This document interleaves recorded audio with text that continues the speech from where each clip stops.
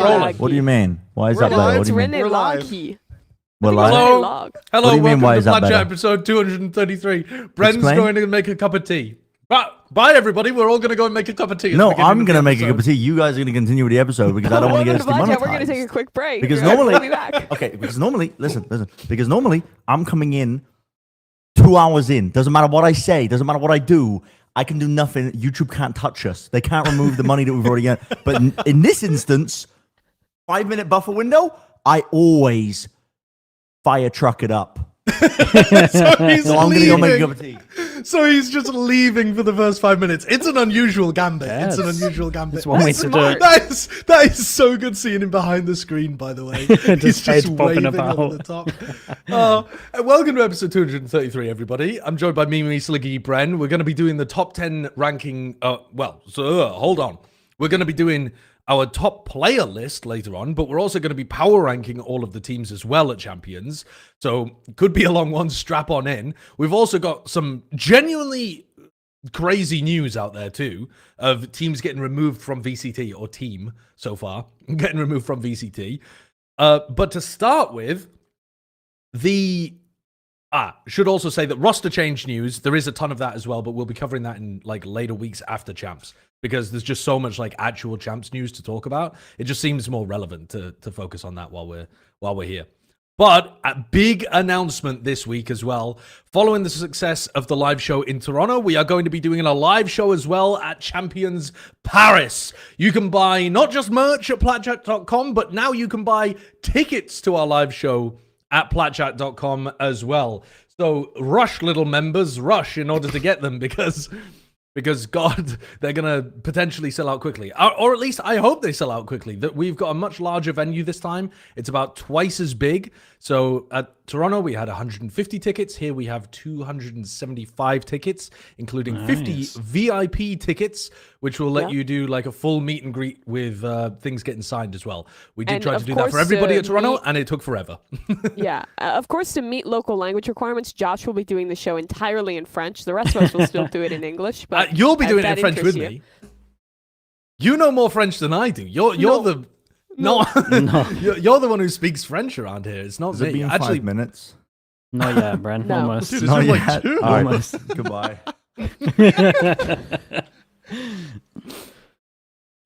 it's at the Mimi. Give us your impression of where it's at. Oh God, this word is hard. Théâtre du Ronella. I don't know. The GH sound is crazy, but it's pretty cool. It's like right across the Seine from like the center of Paris. I don't know Paris's geography, but it looks very cool. Look, this building is almost as old as Josh. It's beautiful. Wow. That's crazy. Dude, this It is a is- nice place to do it, though. I mean, it's messed up that we're gonna ruin the vibe of such a distinguished location, isn't it? It does feel wrong Yeah. to do a like silly video game podcast in Do they like have internet there? Do they have internet? What you think in Paris? They haven't got around to internet connection. Well, it's an old building. It does look like an old Mate, building, doesn't it? could have internet in an old building. It's fine. But what if they don't? Well, if they don't, then I mean, unlucky. It'll just be for the people who attend, I suppose. we'll record it and we'll upload it later. There'll be ways around these kind of things. That's true, actually. But I would assume that they've rolled out an internet connection, and certainly I've asked them in emails. My French is bad, but I did say le internet. So. do you have the internet, please? Yeah.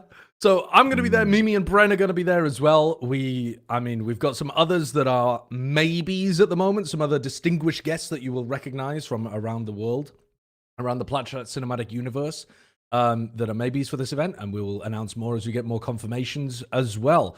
And you can also buy, of course, our wonderful merch at platchat.com as well. Huge shout out to Kurt. You know, the artist was getting a lot of credit last time, and well deserved as well. But I didn't hear anybody gassing the shit out of Kurt, because That's true. he set all of this up. So big ups Build to the Kurt. website. He sewed the shirts. Yes. So Yeah, dude, we've got- brilliant. I am We've got him in a literally sweatshop. making the shirts. Like, I'm pressing the graphics on every single. That's all I do now. Yeah. So every it's time his you buy a full-time shirt, job. it's handmade, man. It's beautiful. It's brilliant. And if you're planning on getting the merch, you get a $5 discount code for being a member anyway. So you How might much as well does it cost to be a member? $5. That's like free membership then, Yep. right? Insane. It's quick maths for me. That's real quick maths. I'm on point today. Lost your It's gonna be a good education episode. It's gonna be a good show. You don't want to see what I've been building in the fucking. Oh no! It's all right. It's a bit Oh, over no, 5 you minutes. don't. I You think get gravy. 5 minutes. Yeah, I don't know. Yeah, probably, yeah. probably. It's a sponsored episode Sure. anyway. We'll get to the sponsor later on. Brad, don't beat yourself. Don't Thank God, thank God you went away for a good amount of time.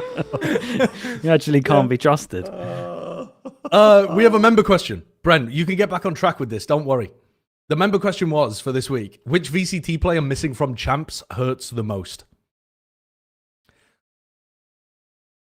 Of all the players that are not there. that they wanted Leo or Angel is what they said. Yeah. The member said Leo or Angel would have been the best. They didn't give It's a now the right reasons, time to but- bring up that I'm sick of the Leo glaze. I mean, if you want to bring it up, now's good time as It's any, a I guess. fine time as any. You love going after the goats, don't you? He really well, does. listen, Yeah, he wants to it's- take them all down. He was a fantastic player, but he hasn't played in over 2 years. And so the only memories that people have of him, if that Over was 1 that year. year of dominance. 1.5. Well, because Shanghai? Yeah, you literally But played they- like halfway through. 24. I mean, they were like abysmal at Shanghai. So Yeah, if but we're he counting that, then played. even less. What? I Crazy. was only thinking about, because when people think about it, they're only thinking of the peak, right? But played Brent, amazing at the also, start of the 24. event before that, they won EMEA Stage 1, and he like top fragged, like went crazy that tournament. Yeah, I'm he's a pretty great sure if I player, but remember. I'm just saying he hasn't played in a while. Yep. Yeah. So I You're think not it's wrong. kind of strange to give people GOAT status when they haven't played the game in a long while. It's kind of like the whole when Ye got kicked from the Cloud9 and we didn't get to see him, and it's, you know, he's living off the legacy of Chamber. So your answer to this question is yay. No, absolutely not. No, I mean, no. Listen, Ye's a lovely guy. I don't want to be mean, but it's What does GOAT status have to do with missing a player? It doesn't. He's just I'm molding. just trying to start an argument with someone. Wait, so your answer is I T1 was- Spider. He wants Spider? Dude, where is Sire player? He was He's been in nasty. tier 2, right? Is he? Yeah. I wish him the best. I wish he was at champs. That's your answer. No, I have some Sorry, serious answers, but I'm just waiting for Bren to Okay. get done Yeah. with his. No, I'm done. Do you Nobody want was serious giving. No one was answers now? yes-anding on top of my. Okay, Peace. yes, and you're so right. And the player I would miss the most from Champions is Durka. Thank you, Bren. Yeah, that's a good one. Durka and Les as a package Yeah. duo. Yeah. I would say Durka because it's like the first one he's missed as well. But I would also go on top of that and say Kesnet. First time Kesnet's not been there. That's a good one. Hmm. I'm gonna go Sato. Yeah. Just because Honestly- he's the truth. I kind of wanted to see Levity event. He'll get there. That's it. He'll get there. Yeah. Gen.G players also. Texture, bro. Texture. Mm, Texture not being at champs. What the hell is going on out here? He's one of the best players in the world. Like, if he was at champs, Yeah. surely we would be considering him at the very least for like a top 15 Oh, for list. sure. He's amazing. Yeah. Now, Or Demon what- 1. I mean, Demon 1 might be at Well. champs. Good news, Bren. Good news, Yeah. brother. my personal pick was going to be Ruxic because I think he's been playing insanely well. But let's yes and Bren because he's begging for it. Yeah, guys, And come let's- on. Keep up. Let's Keep go with up, the- damn it. Keep up, man. let's go with the Demon 1. I've teed up the perfect. No, you're right. No, you're right. Keep up, man. Okay, so our next topic is Demon 1 replacing Bukashu for Oh, boy, DRG. it's amateur hour out here. What is this? Yeah, Demon 1 could be at champs. Are you excited? Are you genuinely excited to see him, Bren, or is it just a bit? It's a bit.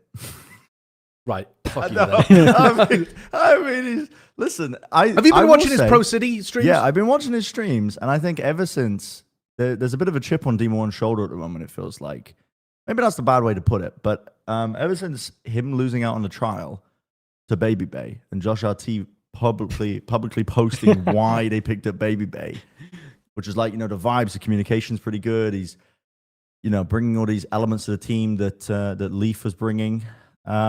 I've noticed on his stream, he's been trying to be a lot more positive and communicative just when he's playing his games, which I respect quite a bit because it's like, okay, he sees that as, you know, he was given reasons as to why he wasn't picked up, so he's trying to improve himself as a player. So I'm all for the it's not really a redemption arc, but I don't know. I mean, what I it think is. I think it's any chance to kind of redeem yourself. Everyone from the 2024 NRG is trying to like redeem themselves to some point and prove that they weren't the issue. So I think it's a good chance to prove himself. I think it's a big blow to DRG. I think that if you are watching China, you probably think this is an upgrade. But I think if you did watch a good amount of China, I think you think, at least if it's role-wise, it is a downgrade. I mean, mate, how can anyone really think it's an upgrade though when he People doesn't think it's an speak? upgrade. He doesn't understand Chinese. How is he possibly going to be an upgrade? It is for a this very team? funny full circle that they went, because like when Vukashu joined the team, he didn't really speak Mandarin. He was like a cracked Russian duelist player who didn't speak the language, who was coming in out of nowhere. And then we've just like come. He understands a bit more now. Yeah, Like, yeah, the but team's like built he's some learned better it with the systems. team.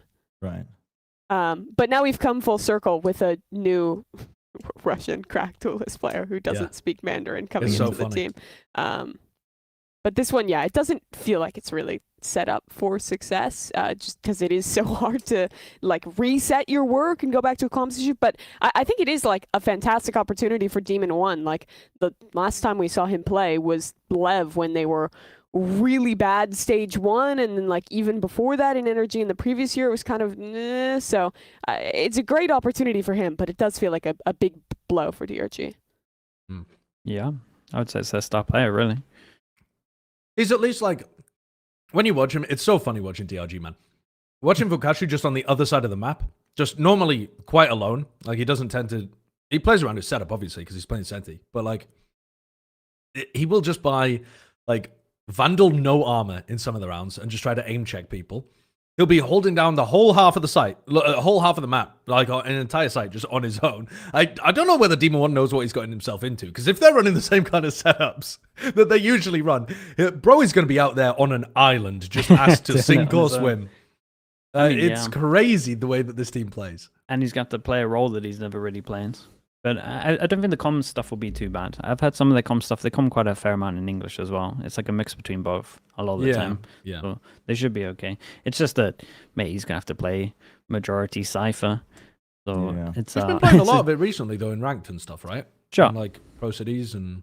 It's a little bit different, though, I would That say. might be the toughest role to fill in with no knowledge of Mandarin into this team, trying to fit into the system. Because when you're changing up your defensive setups, the first thing you need to communicate it to is the Sentinel player.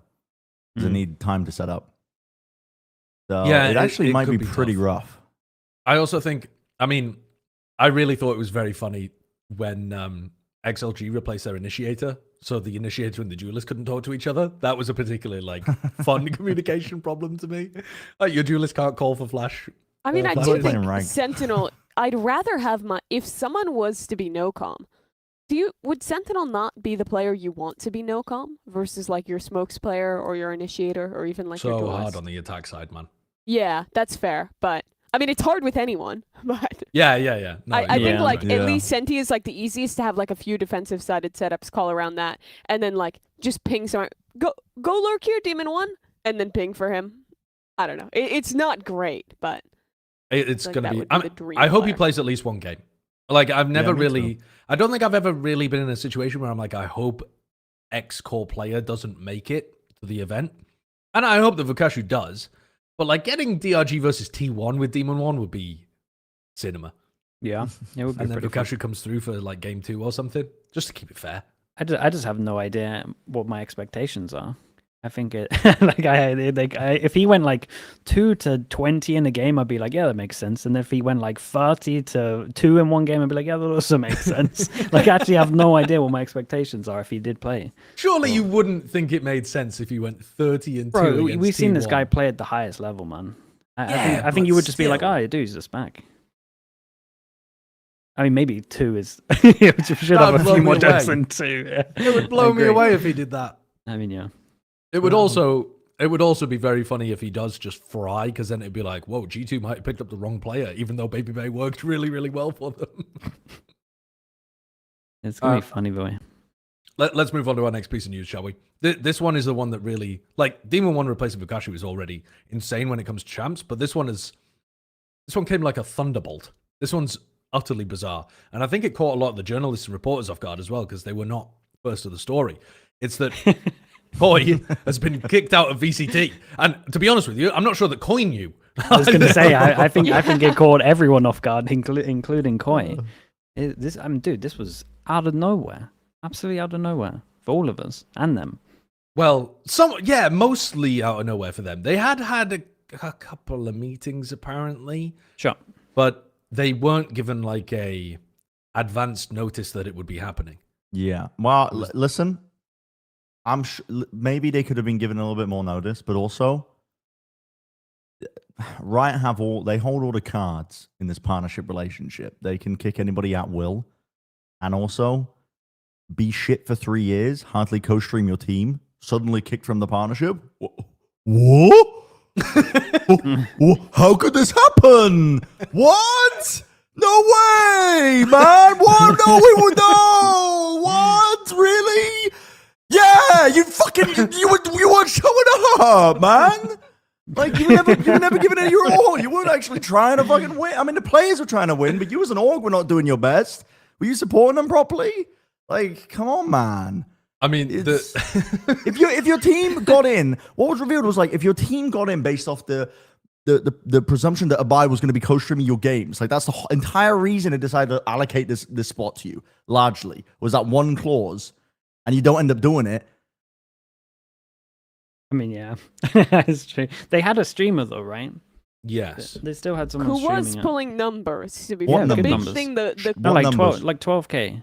Yeah, What, like 12K, 10K. Not good 10K? enough. They want to buy. They want the entirety of the Spanish-speaking audience of the world. Well, I mean that is I mean it is That an was what enormous they would. downgrade, That is what was isn't it? signed down, and you can't. That's like trying to replace Tarek with Plat chat. It just don't work. Like it's just we don't have that kind of pull. I mean, it Yeah. kind of is. That's It's a like good one.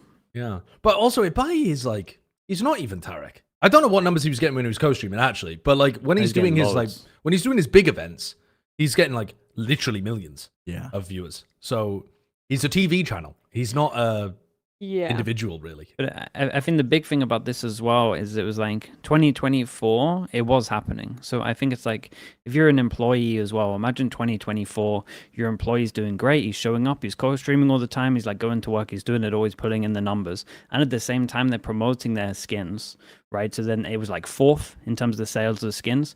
And then next year, the employee doesn't really turn up. And the skin thing that he was doing, it's not fourth anymore, it's last. So it's like such a big comparison of, oh, these guys are pretty good. And then next year it's just like, dude, this guy's dropped off by like 400% in terms of work ethic. So I can get it from that POV. It's like, it's kind of, at least with Fury, they've consistently stayed at the bottom. But like Koi, they had the top and then they went There down was to the no bottom. illusion that Furia was going to bring in 1 million viewers from their, But also, their man, co-stream and yeah. be a top thing. If Furia, so Bren, what you said earlier, I think is slightly incorrect in that Riot holds all of the cards and they can keep people out of whim. I believe that they have a contractual like partnership that lasts until the end of the 2026 season, and the reason why they're able to do this to Koi is because there's been a breach of contract. Is because there's been something that fundamentally changes that contract. Now, I think with Furia might not have breached the contract. Furia might just be plugging along like, we're doing our best out here. And they're just their terrible, situation is- doing nothing. They've been nerfed by visas, by the ability to get people But into a if- country in time. But if Like, Furia had a clause in their contract that said, you know, must start your visa application 1 year prior. So you have to do all your scouting 1 year in advance. right. And you have to pick up you're signing 17-year-olds under the premise that they will be gods. But if the contract had been fundamentally broken in some way, I could imagine America's using it as an excuse to replace Furia sure. a year early. Sure. Because But because if it's going to happen the in contract- 2027 anyway, Yeah. Yeah. True. Yeah, exactly. Like I think you're spot on, Josh, where they just had an opportunity basically to drop them. We're clearly unhappy with the way the org had been working with them, and because of the material breach, could take this opportunity to like pick up another org that's going to be more amenable to them.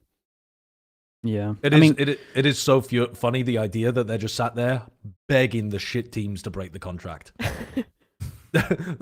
Devil at Riot, the devil on Furia's shoulder, like, oh, well, why don't you break the contract a little bit?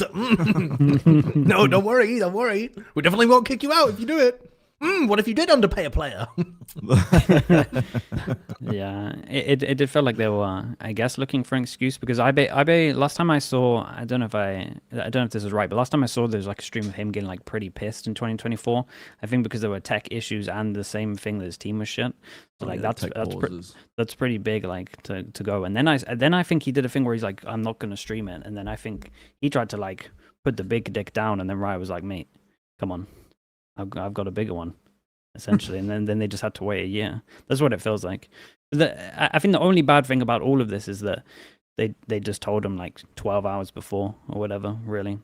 Because even Koi in their video, they were like, we get it, like we understand, we broke whatever clause it is. Again, we don't know for sure, but they were just annoyed that they only got like what 12 hours before notice. Yeah. Which that's really harsh from their side.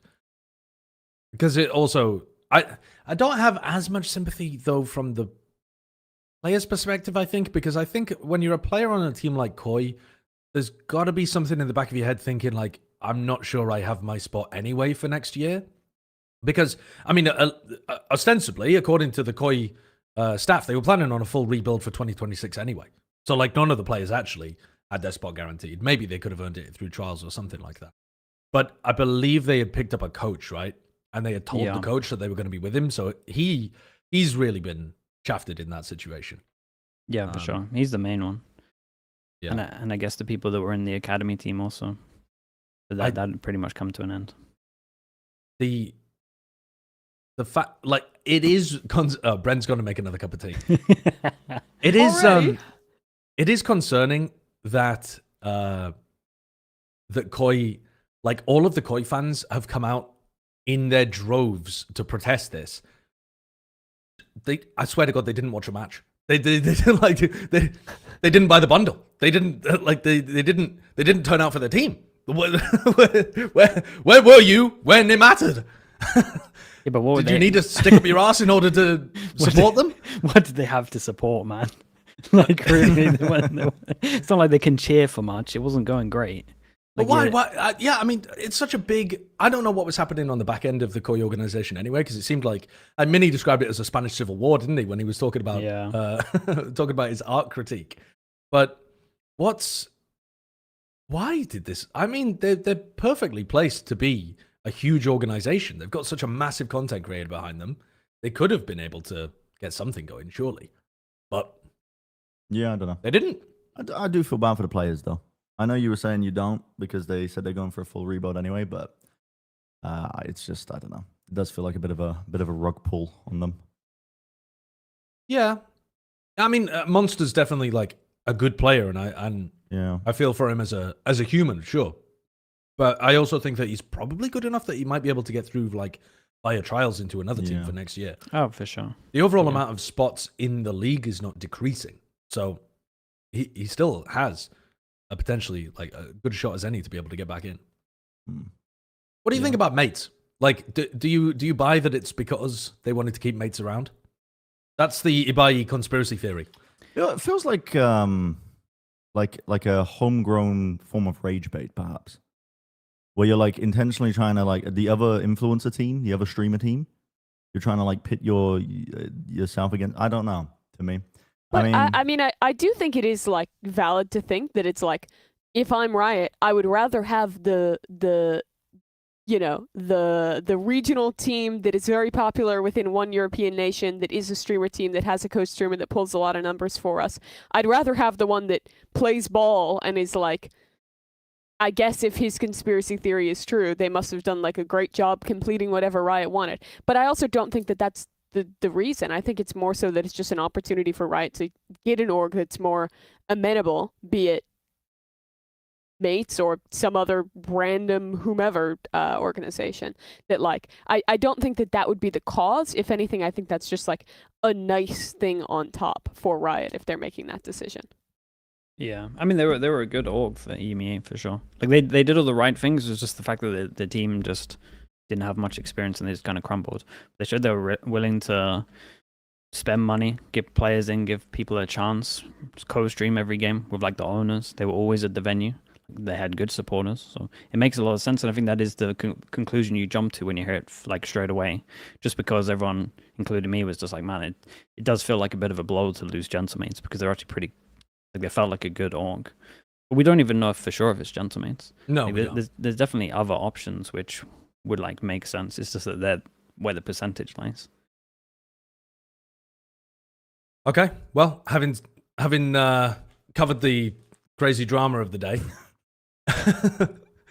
let's move on to the sponsor for this episode, because we always meet our contractual obligations here at Plat Chat. Very yeah. true. Yeah. And the sponsor of this episode is a regular sponsor if you've been watching for a while. It is factormeals.com. And you know what? You know what's up. You're busy, okay? It's summer. Everybody's got something to do. You've only got a couple minutes to be able to pick up your food. Oh, what's that? Factor Meals has delivered you a ready-to-eat, delicious dietitian-approved meal that you can just shove in your microwave, heat up, and get to it. That's wonderful. Now I can get on with my really busy life of watching Plat Chat Valorant reruns out in the sunshine and on the beaches. So if you have an incredibly busy lifestyle, Who is unbelievably watching busy, Plat Chat on the beach? post a comment in the chat if you're watching Plat Chat on the beach. Yeah, someone's done it. Surely. Ooh, but Plat They Chat's have like phones. it's a commuter podcast, though. If you're on the beach, listen. You should be appreciating the sun, the wind, It's a the commuter waves. podcast. What does that mean? It's a podcast made for people who are in a car. Is it? Yes. Very auto-centric of you, I Brennan. would say a lot Very of the time American. you need the visuals to help. The I'm not sure we visual- do the best for the That's audio. true. We don't listeners. do the best audio. No, honestly, and that's Just mass amounts of Plat Chat Valorant fans crashing their cars. yeah. all There's over probably the a place. trend where you can see the amount of automobile accidents correlating with Plat Chat Valorant being released and the popularity. Yeah, of let's change the branding a little bit. Texting Driving Bad. We're a podcast for passengers in cars, or if you're on a bus or a Yes, train love or that. something like that. Now, if you're really busy traveling to and from work, though, That's what I and you mean. and you That's need what to I get those mean. meals in quickly, then Factor Meals, our podcast, which we've definitely been discussing for the past couple Yep. of minutes, Yes. will help you out. You I can love go the pumpkin to spice. you can go to factormeals.com/Valorant50off and use code Valorant50off to get 50% off plus free shipping on your first box. That is very cheap. That is code Valorant50off at factormeals.com for 50% off plus free shipping. Delicious, ready-to-eat meals delivered with Factor. There you go. And I can just hear Alice popping off about Factor Meals in the She's background. dying at me She's saying loving I it. love the pumpkin spice. She's like, what do you mean the? What are you talking about? Bren Dune guzzling down the worm? No, I'm not the PSLs. Dune worm. Do you have a hotkey for a fire alarm low battery warning? Yeah. Is that what just happened? Later, yeah. Yeah.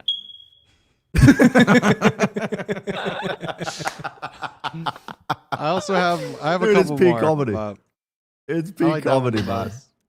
I know you've got the metal pipe sound. We've relied on that a few times. I'm actually a toddler. These are the It's keys actually you're so dangling in good. front of me. Oh, that's funny. Scene transition. Play the metal pipe. Should we? Yo! Wait a minute. Hold on, everybody. No, this is serious. Serious. Listen now. Listen. We're like 5K away from 100,000 subscribers on YouTube. And if we hit 100K, if every single person watching actually, how many viewers do we have? I don't even know. How many do we have right now? Concurrent viewers. 100,000, I think. 100,000 concurrent viewers. 100,000 Yeah, I think so. concurrent. Okay, we got like 4.6. So if every single one of you is currently not subscribed, which would be strange, you could all hit subscribe and we would immediately get 100K. But if we get 100K, then they send. subscribed. They're probably already Wait, we subscribed. only need 4.5k. Everyone We only need a subscribe. little bit more, and then Kurt can get sent the plaque, the silver plaque that you see all the YouTubers do, And they I have can it in the take a background when they do picture their of it. YouTube I can- apology videos. Yeah, I can take a picture of myself with it and put it on my LinkedIn profile. Mhm. That's awesome. Yeah. And Can you Kurt, I just can like send you my scan it Emmy on a too. printer? And then we can all have one black and white scan on paper. Just a black and white Yes, scan of the absolutely. YouTube play icon. That's really good. That'll that'll really sit there nicely next to the Emmy. Okay, let's move on. Let's move on to the meat and potatoes of the episode, shall we? we've got power rankings to do, and we've got our top 10 players. Oh, So Jesus. yeah, Bren's in for a long one. He's not taking his meds. I can tell. I'm not ready for power rankings. I mean, I am because I've watched most of the teams, but I You're don't so think it'll be ready, that then. difficult. Yeah, I think I don't- I think the player one is insane. The team one is not that bad. Yeah, that's where I'm I'm going to at. be bringing up evidence this entire time. Evidence of what? I've been doing numbers. I've been crunching numbers in the background. Bro, I've been Okay. crunching And you'll numbers. have You to ain't see got what I numbers mean. like I've got numbers. But if any of you bring up a bad point, I'm going to defute it with facts and knowledge. Defute it. He's going to defute it, folks. Defuted. Let's bring up the power rankings. Can we agree? Yeah. Before we... Right, okay. Well, we'll agree then. What- Can we Yeah, agree? we're agreed. Let's start. Let's Can start. can we agree that the top two teams, in no particular order, Uh-huh. Whoa. are G2 and Paper X? Sure, Yeah, but then, let's make it a particular but order. that's yeah. Okay, let's put right, but I Paper was X first and then I was just G2. trying to find common ground here. I was just trying to find common ground. No. No, I think there's a third team you're missing. Who? Team Liquid. Okay. I agree. Let's put them first. I agree. We're doing great at this. Yeah, Wait, we're kind of popping off. this is good. But I don't think. Okay, for Are now. you- Listen, you're- no. I've been Don't reading think. it. the- Don't think. You don't. I've been need to reading think. It's okay. the Nicomachean Ethics, which is from Aristotle of 10,000 years ago. Okay. And he did say when he was trying to define happiness that it's best to paint an outline first and fill in the.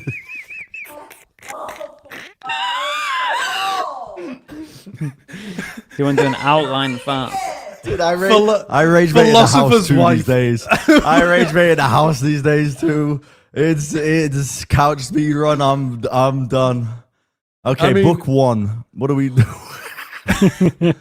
This is the most visual friendly way that you could probably read a book. Yeah, it is. It is. But Aristotle does say you must first build an outline and fill it in afterwards. So I'm down to fill. I'm down to do an outline. Sure, but is an outline not here? Just all the But guys also on the it's- sides.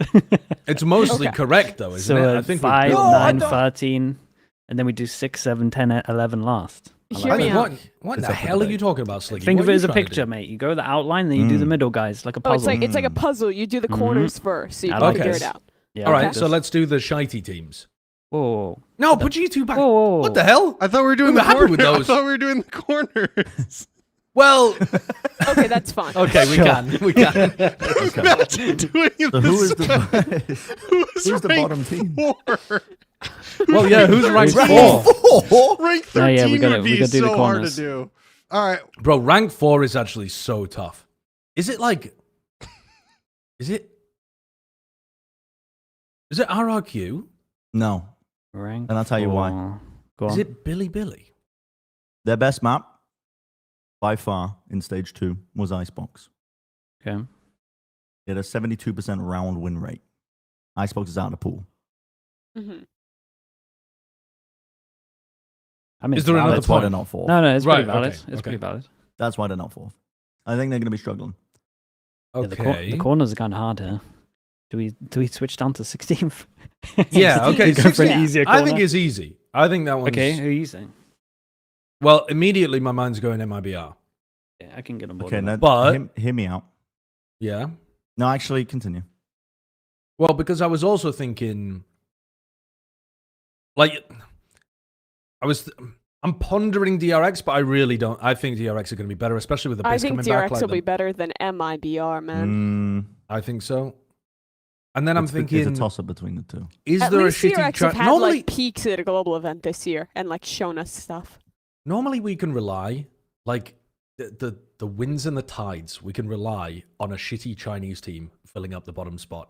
And this champs, we just can't. No. I think it's MIBR. Yeah, I can get on board with that. It's just like it's just recency.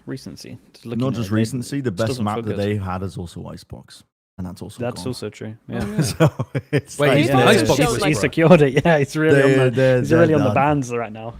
Yeah, like Yeah, they've just had like a failure to thrive since like any of the patches changed. They haven't managed to like get on board with like since it stopped being the Teo meta, they never had anything. Even then, it was like, yeah, I just feel like having faith in this team. Like, they could be better than 16th for sure, but it's just like you're relying on just like blind vision into the future of what Aspas could be as a man, and I just don't believe that that's worth putting it up.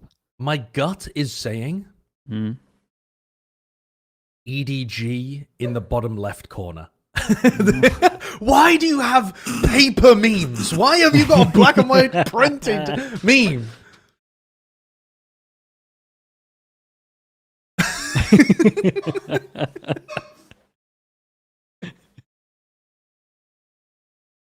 What is this bit?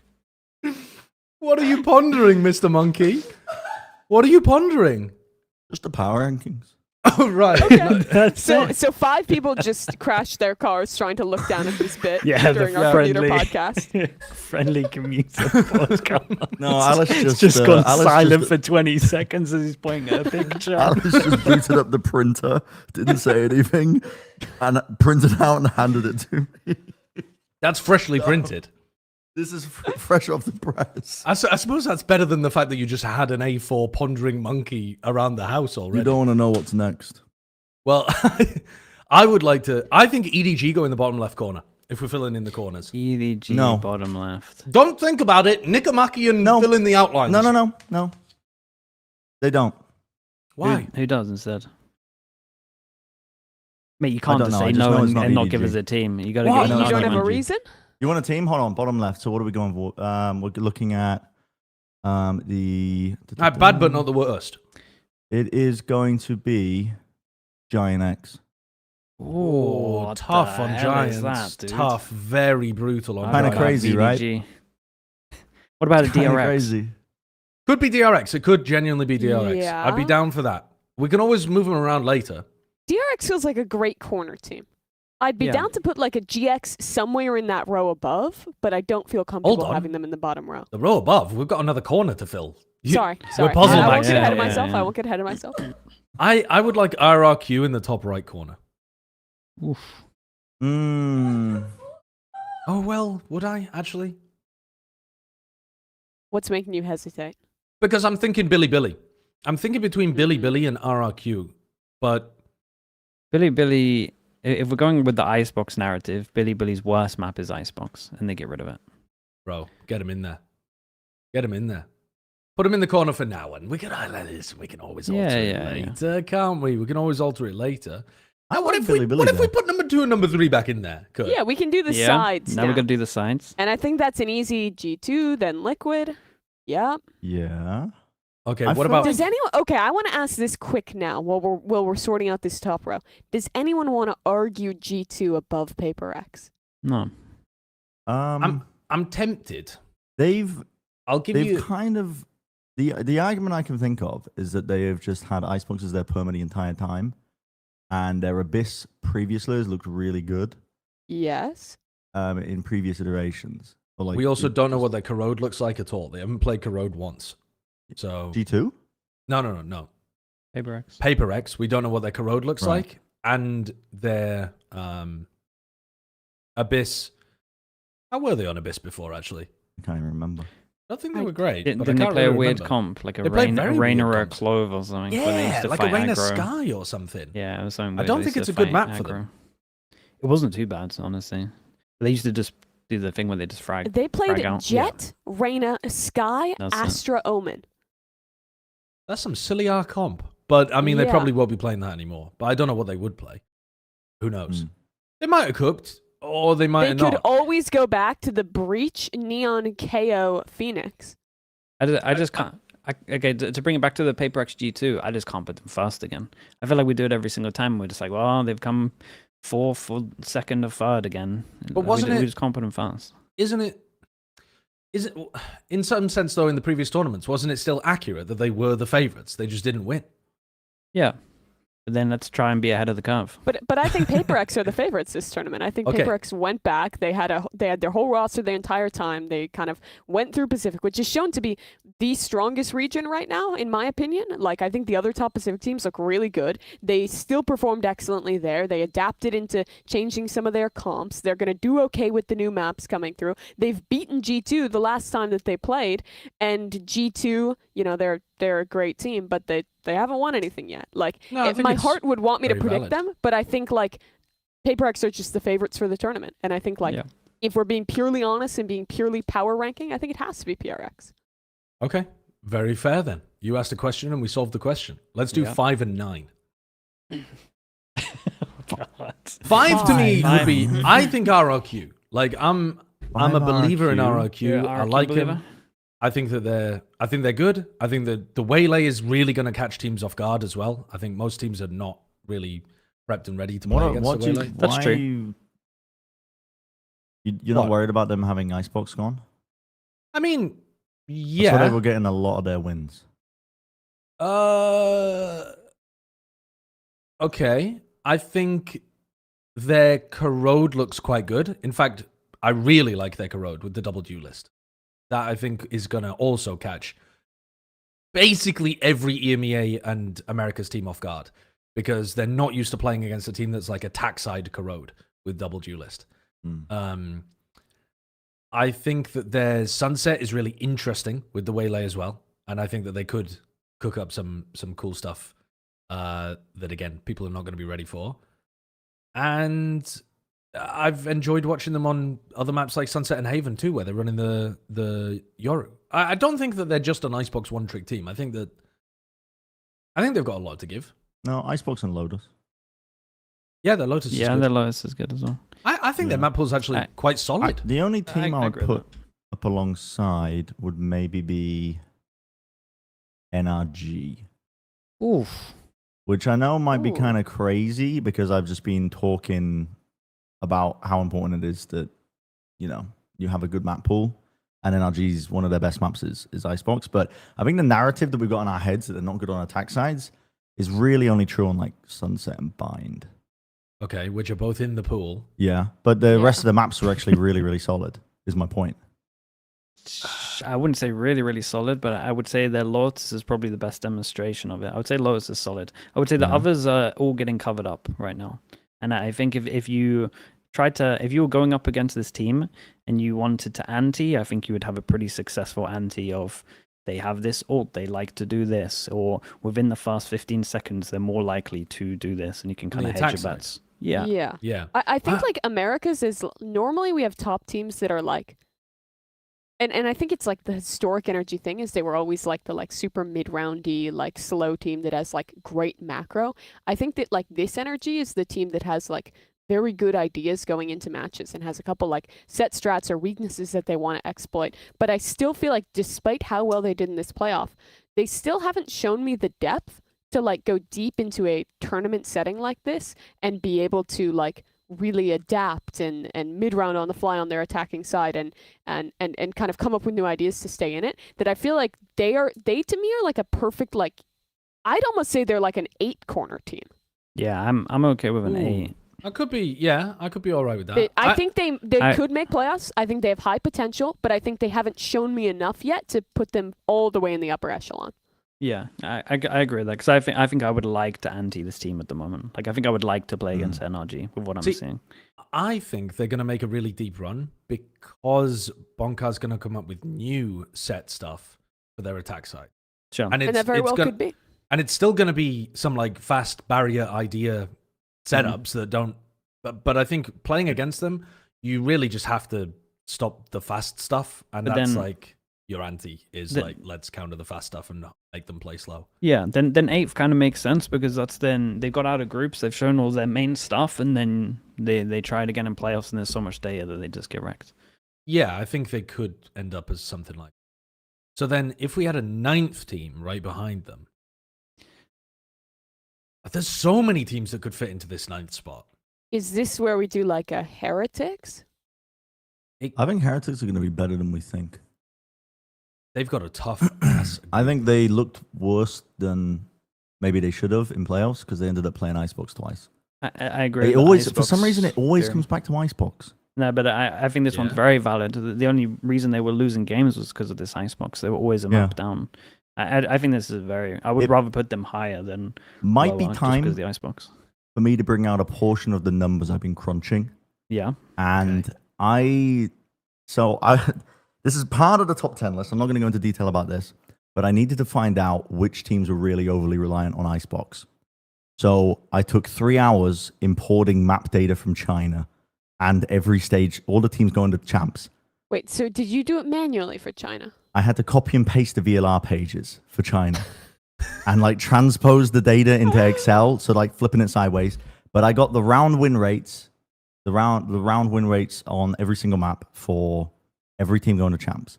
And then I took that average and then I took the average excluding Icebox and did the delta for it, which is basically the difference, sorted it by that difference. Icebox delta. This is crazy. Yeah, this is the no Icebox delta. So if Icebox is taken out of map pool and you had just an existing pool of 6 maps, which teams would be the biggest winners? Heretics were the biggest winning team. Okay. Right. Now, He's cooking. small sample size because it's only in stage 2. But they had the biggest difference. They had a percentile difference of like 5.23%. Not the smallest sample size, really. Do you think your it's a data is huge- biased because they played so little of playoffs? It And includes all the that's stage 2 mostly groups. group data against bad Yeah. teams, and Yeah, that but the the same- best teams who played every match and went all the way to the finals are getting like their percentage dragged down by playing more matches against better teams. Okay, but they lost 4 games in playoffs and 2 of those were Icebox. So- 4 maps. Fair, Yeah, sorry. Yeah, 4 maps. 2 of them. Fair. Were, 2 of them that's, were Icebox. and that's why the Icebox. and they got they- blown got out dragged both down. times. Yeah, but they also, Yeah. but I think what you're ignoring there too, when we're talking about Heretics, just to focus back in on the team, is that they also got hard destroyed, like also hard antied, basically, I would say, on their Ascent and their Haven, because their ideas are quite known at this point. Like they have a very clear style of how they want to play a lot of the maps.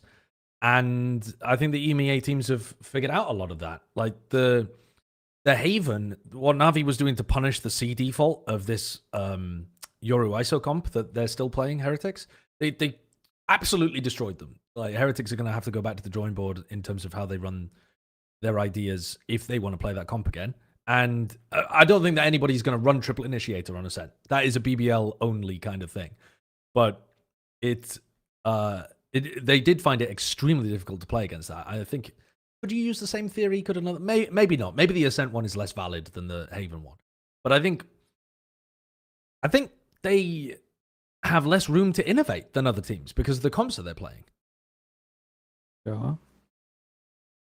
I just think that players. I agree with what you're saying. I think they have to go back to the drawing board. I think my main worry for Heretics is just the player inconsistency. Like there's too many of them that Especially are the LAN inconsistent. events. Like Wu, Many was talking about Wu in playoffs in comparison to groups. It's like completely different. Many boos up and down for sure. Like Gen.G up and down. It's only really Rien's that is performing well. But I'd be down. But they've been down for so long that they're due and up. I'd be down to put them like 9th.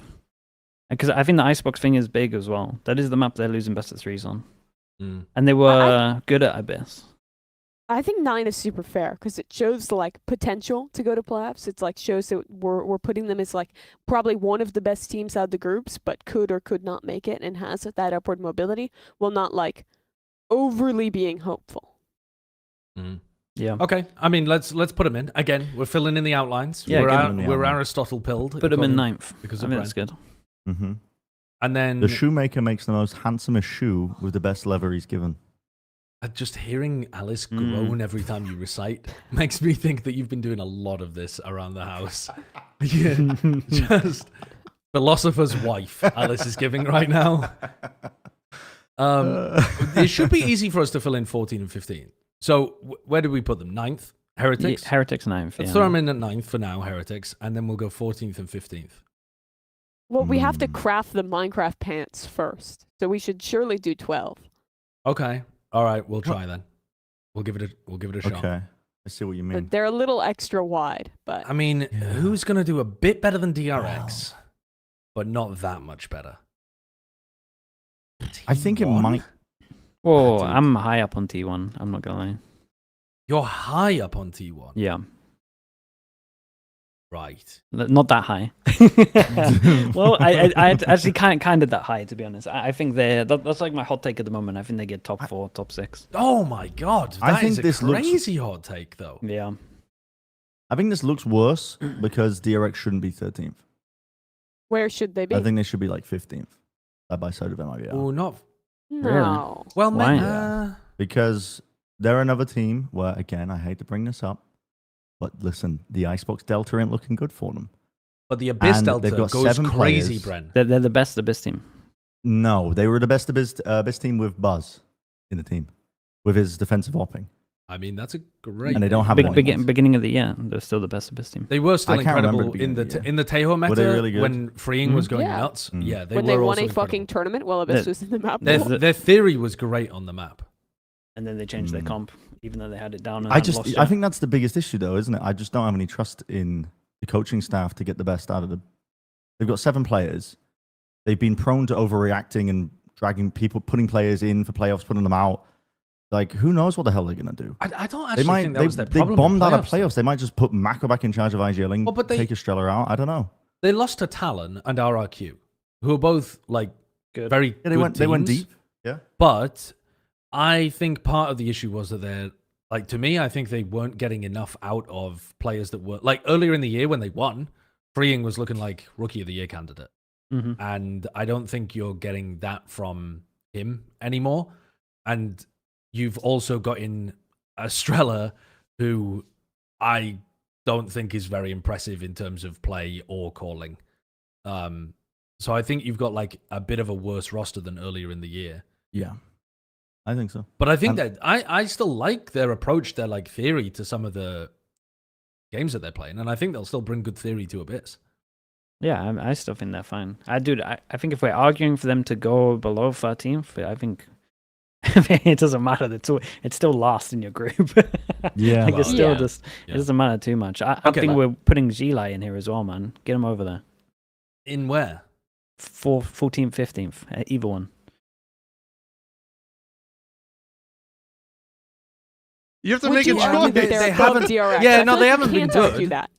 They haven't look been awful. good. They have not been great. I've been disappointed watching them for sure. They've also got, I mean, a pretty tough group because they're going to start off playing against Paper X, but no, they do look pretty bad. I do. I think they're going to play worse than DRX. Yeah, they totally could. Yeah. Yeah, go on then. Put them in 14th. Damn. He's 15th. Well, actually, we might need to shuffle XLG and DRX down a bit because I don't think any of.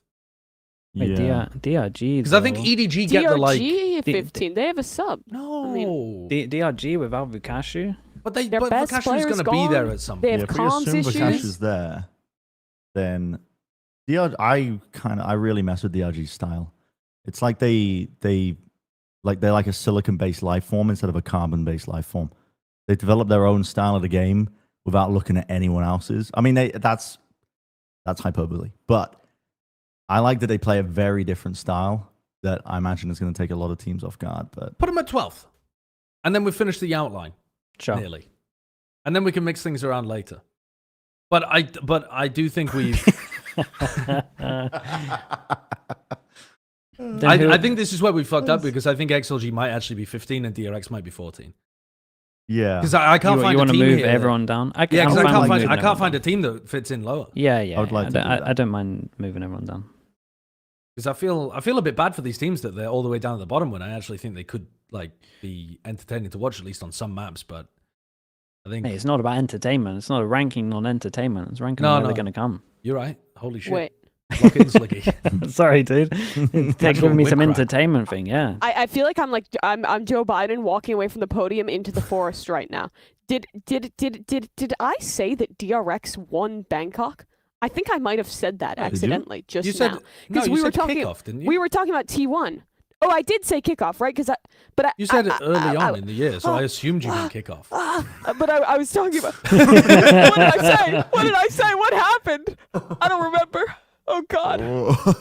I assumed you I'm meant dropping kickoff. out I was giving. Yeah, you I think the you benefit meant of the doubt. kickoff. And that Yeah. worked. I think I did too, but I don't Yeah. remember what happened. I mean, they did lift the trophy. Yeah, Yeah, it was just they a did. regional one. Mm. All right, number Oh my 12. Then. God. Number 12. Like if you think EDG. Giants are gonna, yeah, EDG I think are pretty reasonable here because they shouldn't be above DRG, except that you might believe that they're like, you know, because they won champs before, maybe they're gonna go on a heater, and because Vugashu's out. Because otherwise, EDG have been worse than DRG. Like, Yeah, it would be exactly. I don't sacrilegious. like underrating them heading into. But champs. they're just based bad on at what this. based on what they've been doing at the moment. This Yeah. is One still could tell overrating. this is them a little. overrating. Yeah. But not much, Yeah. but like a little. Okay, let me. They let me would have to do double-check. incredible work within the 3 weeks that they've had to. What does the Get Icebox above still have to this. say, though? That's what I was looking at because I don't want to troll you, but I'm pretty sure EDG are the ones with the lowest sample size on Icebox. And Below the yeah, Wait, I'm But right. Bren, They where played is one Icebox located? Where is Icebox located? The coordinates. They're cool. Bring up the document, the 300-page 149. document. There it is. Icebox. Okay. Bring up the 70 300-page document. Burn 10 acres of the Amazon to bring up the document. 76 degrees Generate it in north, ChatGPT. 149 degrees east. It because the sample size is so low. Chernigorsk. I don't think it's that the Icebox Delta is a little bit disingenuous, but they are the second best team accounting for that. Okay, but they've only played it once. Yes. So it's you but fraudulent. that's fine. We can remove that and then look at the rest of their map pool. And it's Okay, it's still bad. What have we These done feel in the like middle great here? corners. I think we've messed up, to be honest, because I think we've got 4 teams here that could be finishing in very similar territory, and yet we've got to Yeah. put them on 2 separate rows. I mean, the middle of the pack's just hard in general. I think there's like Yeah, it is. 8 teams roughly, maybe 9, 10 that probably can beat Well, each other on let's the day. decide what rows do teams go on first, and then we Well, can pick an Okay. order. But Yeah, I I like might that. want to. We might want to swap around 8 and I don't 9 think and there's stuff. I don't think there's any team here in the 4 that we have left that I feel better about than NRG. Like, I actually think Oh, that really? NRG might make a deeper run than Ascen. I feel like they might make a deeper run than Giants. Fnatic is the one that I'm very wary of underrating Fnatic. But they're just not that great right now. I'm just very cautious that they could be once they get to I'm champs. really afraid about underrating. Like, I would rather then put 'em overrate sixth. Fnatic, if anything. Yeah, I agree. Okay, well then I would let's put rather a Fnatic Fnatic 6, Energy 7. This is a crazy overrating of Fnatic based on their recent form, but I mean, Sure. I'm sure people will understand why we've done it. We live in fear of Althea being angry. Yeah, he changed his Twitter name as well to like last boss of Paris or something. I can't remember. That is true. Yeah, but dude, I every think if time there this guy's was- angry, he just drops 30. Alfie every has always single been the time. most consistent performer at the Yeah. at the big. Absolutely, and international I think events. if there was a team to like pull more weight into historical form, it would be Fnatic, the team who has like had the most consistent success of like literally any core in the Yeah. game. Like, I'm So then are we perfectly happy thinking- overrating them and being sad. Are we thinking Sen afterwards? Because they're also more consistent this year than any of the others. Yeah, I I think think- so. Now, I Sen know are the- Sliggy wants T1. I want T1 personally, but What's the pitch with T1? Because I don't see it. I thought at the end of what they were doing and how they were getting double jewelers down on certain maps, Sunset being like the main standout, just meant that they were getting themselves in a level to perform pretty heavy at this champs. Like they just got a couple of maps like really strong, and I think they just locked down the double duelist, in my opinion. And I think that they had a lot of the macro down, especially on Sunset, better than other teams, better than all the other teams. I think they have the best Sunset. I think So- they have the best Sunset. Yeah. Hmm. So when I kind of saw that, I thought you can do that across other maps. And then I mean DH is DH, man. He said it DH 's- himself. yeah, I'm him. I am DH. Yeah. Actual Pokemon I think- vibes. T1 and Sen, I definitely see as our most generalist team, if that makes sense. I don't think T1 are generalists, though, to be honest with you. I think Sentinels, if anything, are playing a bit of an outdated style. They're playing for retake way too much, in my opinion, Yeah. on their defense. I think on their attack side, they're not utilizing Yoru basically at all. Like, I think they're behind the wave, so I don't actually think they're going to go super deep. I was high on them towards the end of their stage, and I really thought they had something cooking. And then in playoffs, I was a bit disappointed, and they didn't bring out anything. I feel like T1 is a Too perfect interesting. bubble team. Like, they're a great like 9 or 10 in my mind, and I'd rather rate Heretics higher. I feel like 10 is kind of perfect for them. I feel better about Heretics than all 3 of these teams. Sure. But of course I do, because I'm the Heretics Glazer. I mean, yeah. I think in a normal world, we put Sentinels 8th, we put T1 10th, we put Giants at 11. But Well, I this would- is a yeah. normal world. It's the only one I we was got. gonna say, I Lock think it in, Kurt. I think we're in a normal world. But I would put T1 8th, just Okay. I'm still. No, go on, Kurt. Send it. I'm just gonna. Let's look at I this think- and see how it makes us feel. Does this spark joy? Billy seems high. Like No. I Yes. really like Billy. No. I enjoyed watching them in the finals. They're cooking. They're I, cooking, bro. I agree that this is high, just purely because when I watch a lot of the Chinese games, especially like their Lotus, and I could understand Bren, if you're looking at just pure stats wise, you would watch Billy, or you would look at their stats and you'll go, damn, these might even be the best Wow. Lotus team we've ever had. But then you actually watch their Lotus and you're like, hold up, I'm not sure anyone in China actually understands how to play Lotus well. So that when they play against these other teams, I feel like they would get wrecked if we're just highlighting like just one map. So I think the stats, when you look at the Chinese stuff, doesn't really make too much sense over all the actual board of like other regions. I think China's kind of, I'm down on China at the moment. But it also was just tilted from watching Tyloo and all games. I'm down on EMEA at the moment, but I am tilted from watching Apex play against fucking Gentle mates. Billy, one of the few Yeah, teams. I mean, for China, because there's no like the API is blocked or whatever. We don't actually have proper numbers for them. And I agree with you. It can look weird sometimes watching them, but I think China as a region. I have a habit personally of underrating China every time I go into a global event when I do the VOD review. But that's because I'm like, oh, this looks messy. They're looking like they're missing a lot of pieces. It doesn't look like pretty Valorant. Not like when you watch some that's very EMEA true. like or G2. Like it doesn't look pretty. But I think that is because these teams know each other pretty well intimately, usually, and the pacing that they try and play at is usually really rapid. I don't know if the way that teams try to re-clear for space and info, they're always trying to make active decisions and trying to beat each other to the punch in terms of the timings, which makes it look really messy, I think, whenever I watch them. That's the conclusion I'm coming to, because I think they just always look worse in their own region because of that. And when they actually go to the international events, there's a reason why China's, performs better than expectations. And I'm pretty high up on Billy. I think they've got I think YZ as their like real fucking tip of the spear player who's consistently putting his body on the line, trying to take fights, and really impeccable timing in terms of getting traded out. Like I don't think there's a Neon player better than him right now in terms of the way that they take a fight where he glides to the side and somebody just trades it out as well, swings off of it. Billy did originally, like when we're reviewing this, look a bit high to me, but now I'm thinking about what Bren's saying, but also who would I actually put above them? And that's where I'm struggling, because I'm like, when I've watched the other teams, I'm not seeing somebody jumping out that I would want in fourth instead of them. Yeah, and I do think if we're just going through Bren's Icebox theory as well, like the only reason they were like losing most of their maps, Billy, was because they lost on Icebox. The only maps they like really don't look great at was Icebox, Sunset, and Ascent. And the Sunset and Ascent didn't look that bad. Icebox was for sure their worst map. But I don't feel like crazy bad putting Billy here, especially as we've maybe wrecked some of the other Chinese teams by putting them so low.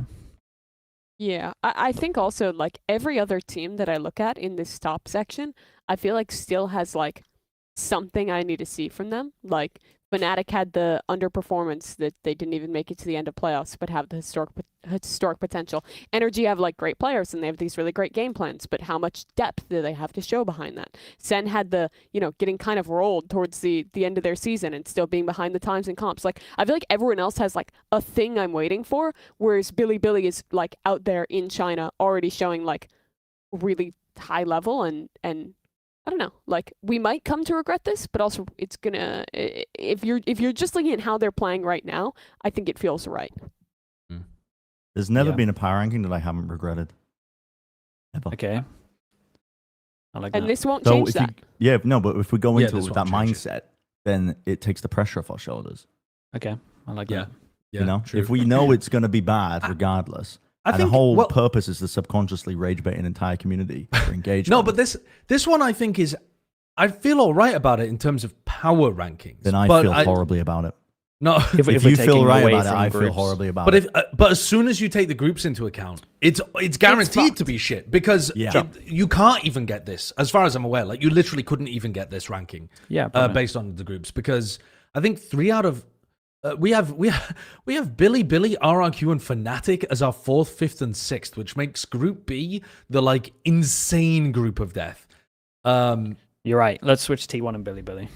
No, we won't be doing that. We won't be doing that. T1 also has Heretics and G2 in their group. Yeah. Oh, Okay. Bye, bye, Mimi. Bye She got consumed by the abyss. She looked into it and it looked back. Yeah. So that group we're predicting is going to be bonkers. Whereas I actually think the hardest group is Group D. I like that. Z Division 1. Let's go. fast. The why is everybody just now? I'm also on board with Giant X and 11, but why is everybody else on board with that? Because I'm Just curious. I have my own thoughts on it. My thing was like consistency wise. I think if they're very like inconsistent in terms of who they're playing, and I think like their mindset, which I think honestly might help them a little bit here. But I think like when it goes to like big pressure games, like the Liquid game, when they actually like want to win instead of just being like this is no pressure kind of game on us, then I think that they kind of don't look great. It's a lot of individuals. Hold up. The lower bracket final against BBL was the most pressure. They were expected all year. they're expected to lose that. Well, I guess Sure, they're I expected see. to So lose they're Liquid the game. underdog, yeah. Yeah, But they're the yeah. underdog in both. True. I think it was mostly BBL collapsing in that one. I think the pressure just hit True. BBL like enormously. I think that they choked badly. But I suspect we might be underrating Giants a bit here. Like I think that Giants a game against Sentinels, I'm going to predict Giants to win that one. I think they're going to win. But do I want to say that they are a better team? Well, I don't feel confident about that because Giants have only played to an incredible degree for the last, I don't know, 2 weeks. Something like that. A lot of their round wins are also coming from clutches, like insane clutches. Giants. Yeah. Yeah, but they're also, dude, this But team is... That's something that you pissed- can't rely on. And they're pistol demons. They're pistol into op by demons. The games that they won 5-1 pistols. The game that they lost 2-4 pistols. Right. I think it's something like that. Like But they're very aggressive. They've got very good like set exec plans. They're super confident. Like Ara is just Only on sending some it. of the maps, Flickless though, is right? sending it. Yeah, on the maps that they're great at though. If you're thinking about their sunset, Like, I which like is their the like Lotus. I like their bind defense. I didn't like their bind attack. Because they run the deadlock weird comp on bind, and it's like that's very hard to get the piece. They run a gecko as the initiator too. It's like weird. But they've got some really like the players are in some rare form right now. Westside looks amazing. That's my Ara big looks thing. Is like amazing. Sometimes he just dominates a game. Yeah. And Flickless is playing pretty fucking well too, and like super aggro. So Rubinho he takes a as lot of well. pressure off the rest. Yeah, like they actually have a really informed. The only question for me is whether Giants can keep their form into the tournament. Yeah. Because they're going to be playing away from their normal area. They have 3 rookies. Then again, lots of these teams have 3 rookies. Yeah. But they are like very new rookies. No, Ara and I'm down to Flickless. keep them in 11. Yeah, I think we might be this is underrating safe, them a bit. right? But Yeah, like, safe. they're I think also we're- down here with like T1 and Heretics, which are 2 other teams that I feel like we could make the same arguments about like the potential for keeping a higher peak and going higher. But I think like the conversation then becomes who are we actually dragging down to make room for them, and I don't feel comfortable dragging any of these teams down. And it's the exact opposite argument for Giants and the teams above them. Because like Heretics and T1, their recent form has not been like they literally bombed out. Well, not bombed out, but you know they went out of playoffs quite a bit earlier than Giants did. But they're teams that you've seen either win or make grand finals before. Yeah, so it's experience stuff. It's the exact opposite argument. Yeah. On 9, 10, 11 are like the biggest upsets, I would say. Like they're the ones I feel like the least confident about, but at the same time, I don't know. It's hard to argue. Dude, I honestly feel like 4th to 11th is really hard. I could also Yeah, just see I DRG agree. getting out of groups. Yeah. Like I think it's possible. Depending on Vukashi, yeah. I could see DRX getting out of groups. I think that one's crazy as well. Really? Yeah. See, I don't really see that happening. But what, beating NRG? Yeah. Dude. I'd be surprised, but yeah, I'd be very surprised actually. But maybe, who knows? They haven't played in a while. No more changes then. Let's lock this in. Let's get on to our next task at hand. It's not too bad. It's okay. not It's okay. Yeah, it's not It's too okay. Let's get on to our next one. The next task is to rank players. And Sliggy's take earlier was teams, not so bad. Players, diabolical. Yeah. I found that when I was making my list, I don't know if you thought the same, that it felt more defined by who I was leaving off than who I was keeping in. That's exactly what I had. I had like I did quite a few. I messaged Curtin as well, and I was like, "Have I left this person off? Like, I need to redo mine." I kept leaving people off, and then I had like an argument at the end, especially when it was just like even 12 to 15, where you're just like, I need to have honorable mentions because I know they have the capability of popping off, but they haven't been great in stage 2. But then there's like 8 of them, so it's like, well, I can only have 3 of these, and I'm leaving like 5 of them off. I left out some enormous name players as well. Like, I don't blame you on this. This one was nuts. In case you're wondering how this segment works, we'll show the explainer graphic to be able to teach you all how this works. All of the Plat Chat members were invited to rank their top 15 players of Champions Paris, and we have a points system to attribute the ranks to points. So if somebody rates a player at number 1, they get 15 points. If you rate somebody number 5, they get 10 points. If you rate somebody number 15, they get 1 point. Actually, number 5 might have been wrong there. They might get 11 points. The player with the most points becomes the top 10 players, and then we'll show the people at the who didn't quite make it into the top 10 afterwards as well. This is the most amount of Plat Chat members that we've ever had submit a list. There were 11 total people that we had from the Plat Chat side. And then also, because we open it up to the community, there were 2,500 community lists that got submitted as well. Yeah. So we've got our list, and then we've got the community list. Are we beginning with our list, Kurt? That's how we tend to do it, right? What are you talking about? Do both of the lists happen at the same time? Am I stupid? You've done every one of these, right? Yeah, I'm just stupid. So I'm gonna press number 10 and it'll come back to you, okay? Ready? Okay. But well, is it but our this is list or our is it list, the- isn't it? This is Or the our communities. the community. This is Okay. all this together. Yeah, and then the community one comes up on the side, doesn't it? In like Yeah. the little like bracket Oh number. yeah. The- Wait, Dude, it's Dude, coming I back forget to me. every time. Wait, I it's forget coming every back time. Head empty, Kurt. Okay. So It's coming back to me. there's a It's coming little back to me. annotation So- that says what the community ranked the player that we ranked at number 10. Yes, And perfect. then Just all Perfect. you have to Okay, do and The then- thoughts are coming back. And The after thoughts we are get coming to top back. 10, we'll show our top 10 and then our top 11 through 20 players, and then we'll show the community top 10 through top. So just like the last time. Yeah. And the Wait, time wait, before wait. And the that. time before that. And Wait, that. that's crazy. Wait, hold on. Okay, well then, with no further ado, the Plat Chat 10th player for Champions Paris is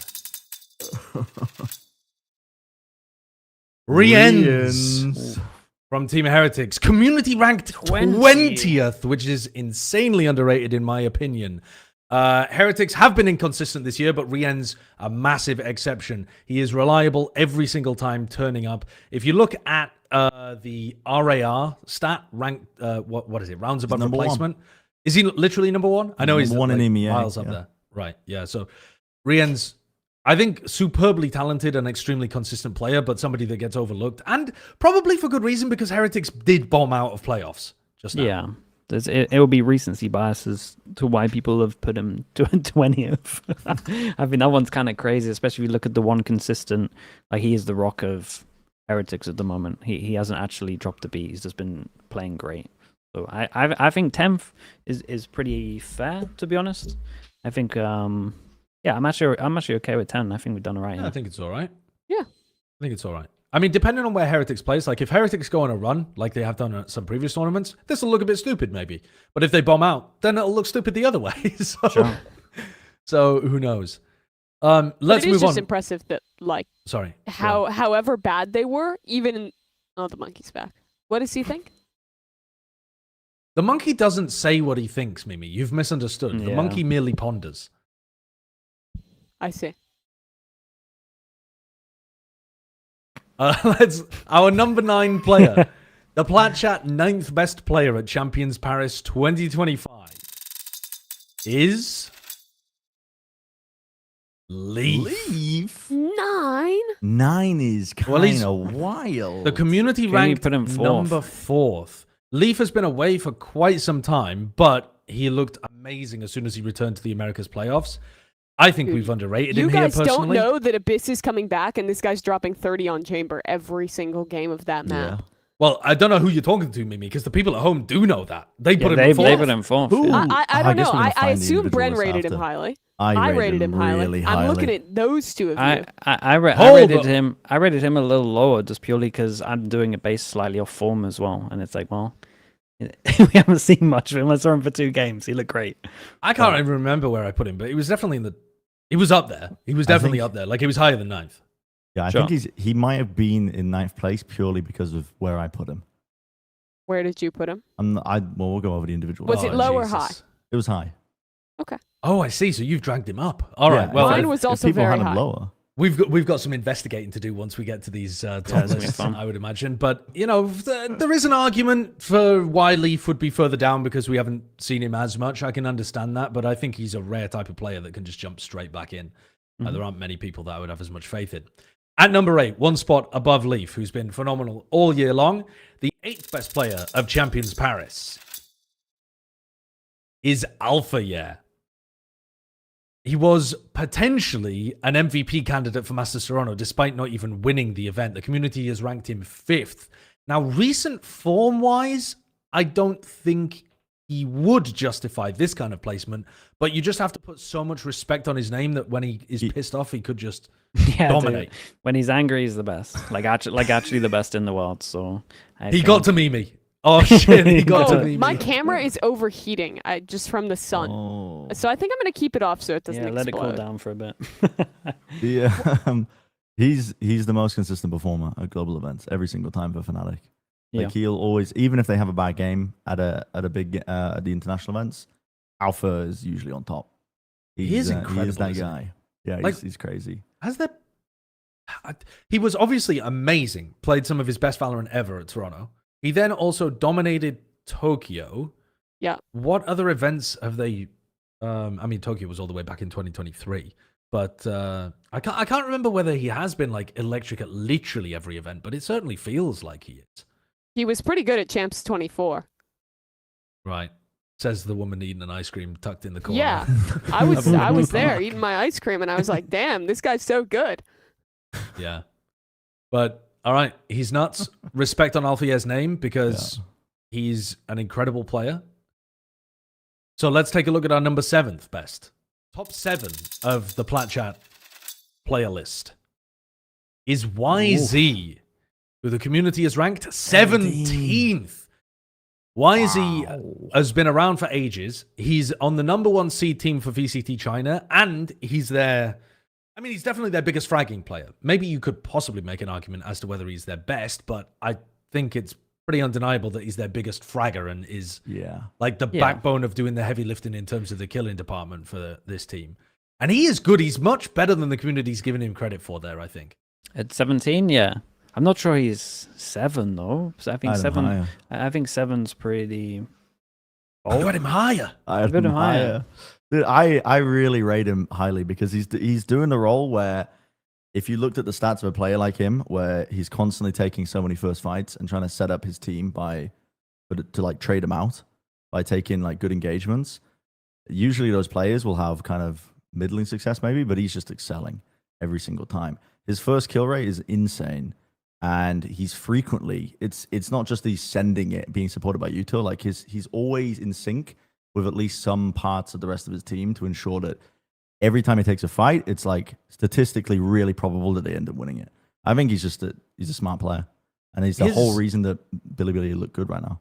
His first kill rate is, he's winning 53% of his opening fights, which is the same as Mada, a little bit behind Zekken, like a little bit above Camo, for example. But that's So, crazy. Like, Yeah. with the style actually that he crazy. plays, it's good. Yeah. Mada's first kill rates are going to be inflated because of his defense side offing. Zekken is also a phenomenal player. Like He's in you're good. talking about. He's in very good company. I think names, yeah. YZ is also like doubly impressive to me because I think a lot of players like him, even other like crack duelists from China, when we got away from like the meta of playing Breach every map, people struggled a little bit more with having a bit less support. But I think he's adapted to that quite well. BLG does still play like some double initiator stuff, but I think even on the maps where they don't, he does such a great job of just like coordinating with one single piece of utility, getting so much value, and he finds a much better balance than I think that BLG team when they beat NRG of like going aggressive, getting those opening kills without being like an inter in a lot of rounds. I mean, he's still crazy sometimes, but it's a lot more balanced than in previous, and like that depth has gone so far to make BLG now the best team in China, it looks like, going into this event.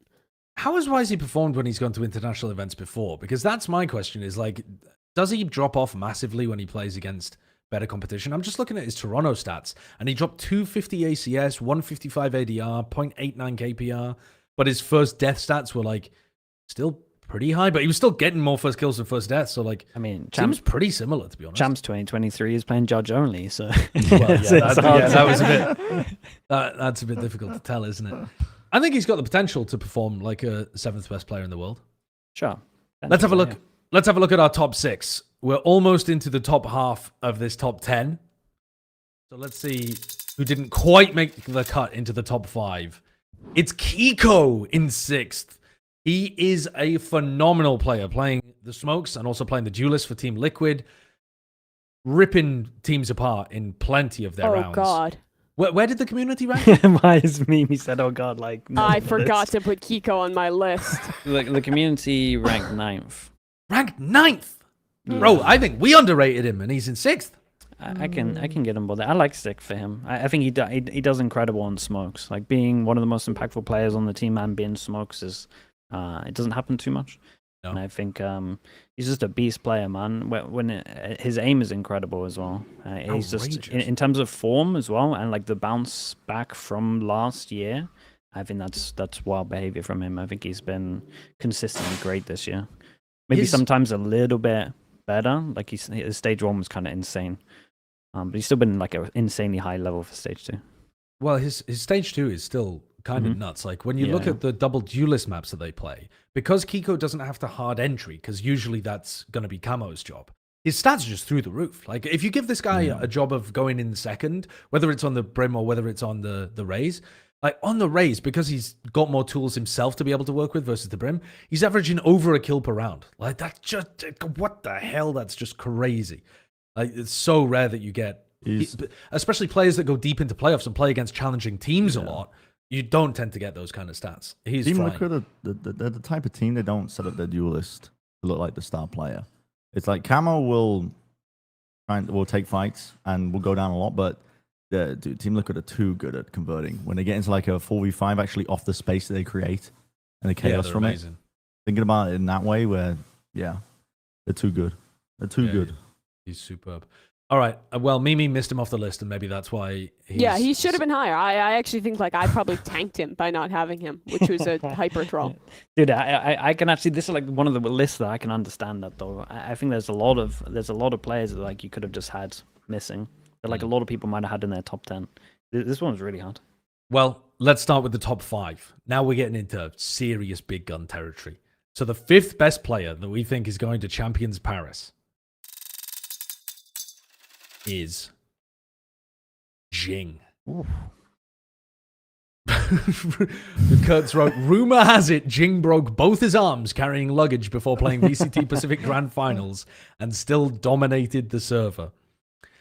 This is another player that we've ranked higher than the community here, actually, which is surprising to me because I thought that the Paper X players would be the kind of people that the community would rank super high.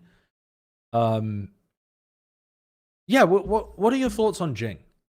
I think he's a tough player to rank generally across his career. He is pretty tough. But I think he is a key part of what makes Paper X so good. Like when I think of the style of something, he's not one to create space himself. He needs it made by his team. And Paper X are perfectly suited to do that for him. Whether it's like Forsaken and Jing, like actually just going in despite their roles, what they're playing, even if they're not playing duelist, whatever. It's like, I don't know.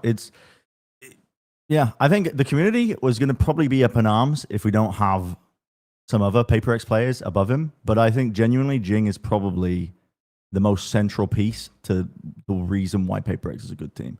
Maybe that's unfair to put on his shoulders, to be honest. It's really hard to rank. Take, actually. But yeah.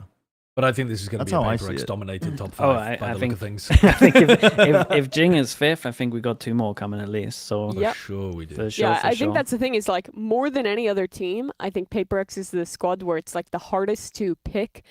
I think with some other top teams, you can be like, this is their best player. That's easy to put in. And I think like you can argue pretty easily that something is the best player for this team right now.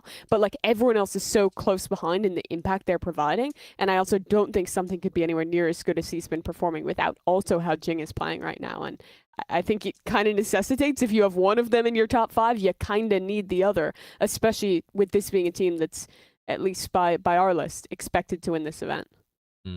All right, well, let's take a look at the 4th best player then.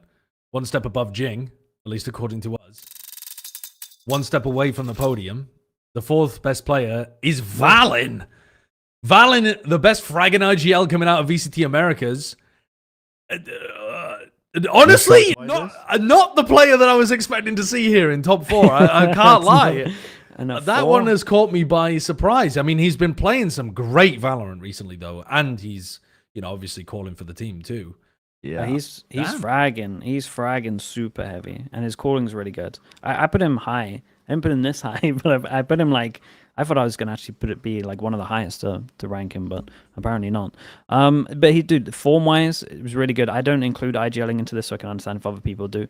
But I feel like if you just actually taking that out of there, like his actual like fragging, decision making. When I feel like I've watched maybe 5-6 maps of G2 where they're like close to losing, or it's like, oh, this could get close. If they lose this, they need a hero play.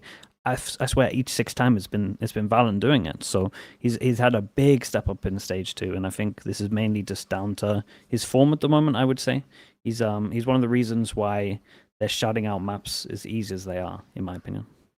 Yeah, he's hungry for a trophy. I mean, I agree with everything you're saying. This I had him a little bit below this, but I'm not that surprised at 4th. If a lot of us are rating him pretty consistently, like in the middle of our top 10 lists, then he's bound to accrue a lot of points and be put up over. I think he was one of the players that I wanted to get in at like 15th and ended up being bumped off the list. Damn, think really? So, Yeah. and he still made it 4th. That's crazy. And he still made it 4th. We Wow, must have you a didn't couple put of him on at ones. all.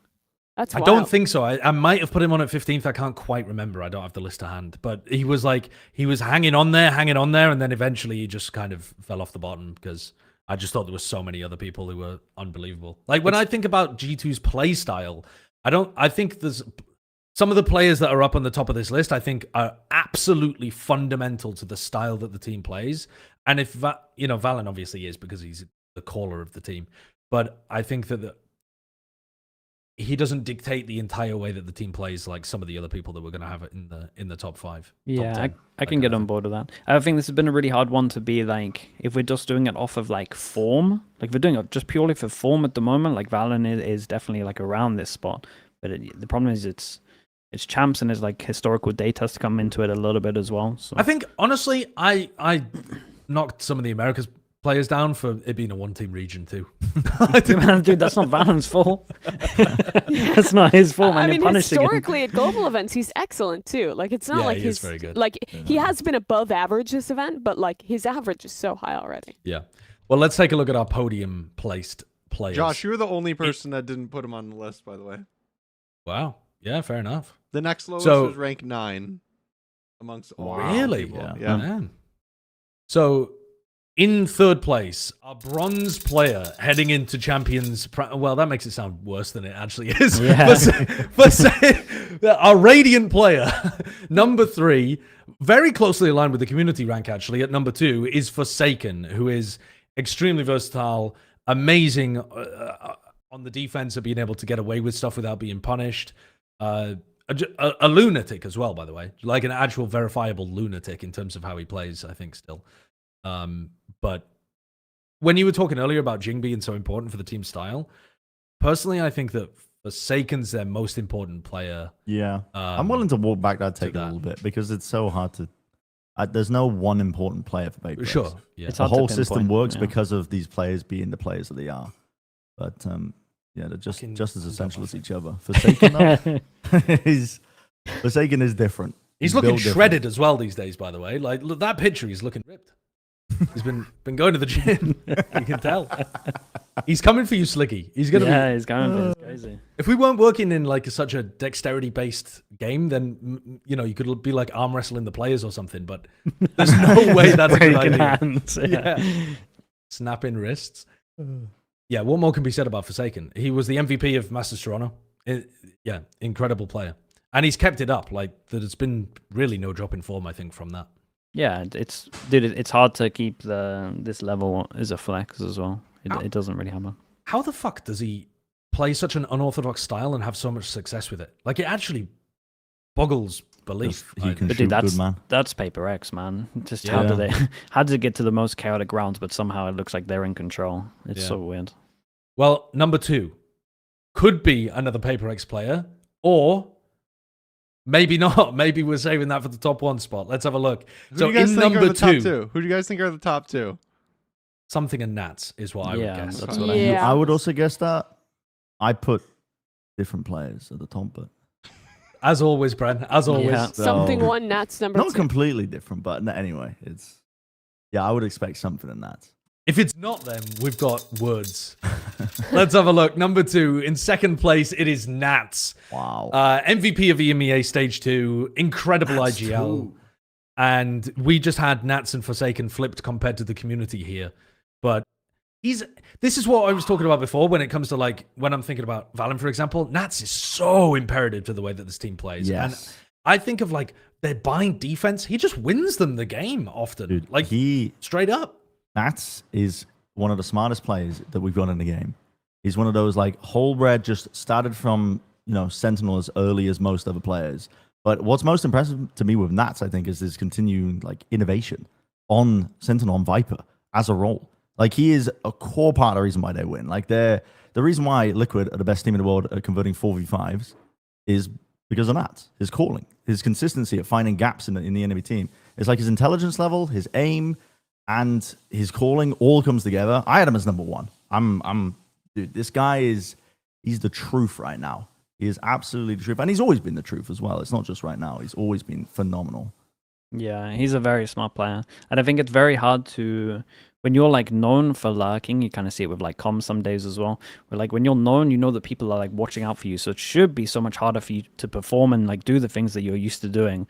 And the fact that he can still do that as well is like really strong. And now, I mean, it's now he just has literally like 4 passive years pressure. since the first time he was Yeah. he was showing this stuff, Yeah. and it's he still gets away with it. He's still like, oh, I got this new vibe wall. You think he's gonna lurk? You're holding for it, and then he still just gets insane value. I mean, it's just outrageous. His If aim I'm and talking his about spray like global control, events too. this year, the bind game where he went nuclear was just stuck in my head. Every time I wanted to like move him down a place on my list, I was like, man, but this he's a fucking beast every time he goes to a global event, and it's the exact same regionally. And that's even like if you're completely discounting the value he's bringing to the team as a leader, which you shouldn't, because he's just as valuable there.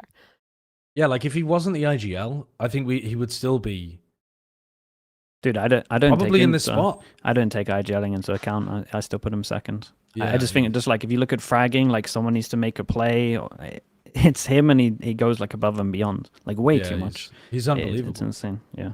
The spray control too is so nice to watch from him, and he has just solo won them games. Yeah. It's crazy. It's crazy how good he is.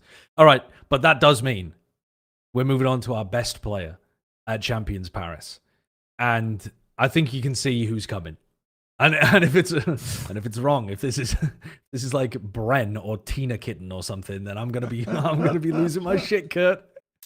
Because number 1, our best player, according to Plat chat, is Something, who's been playing so much Yoru recently for Paper X, and the community also ranked him at number 1. He's been opping phenomenally.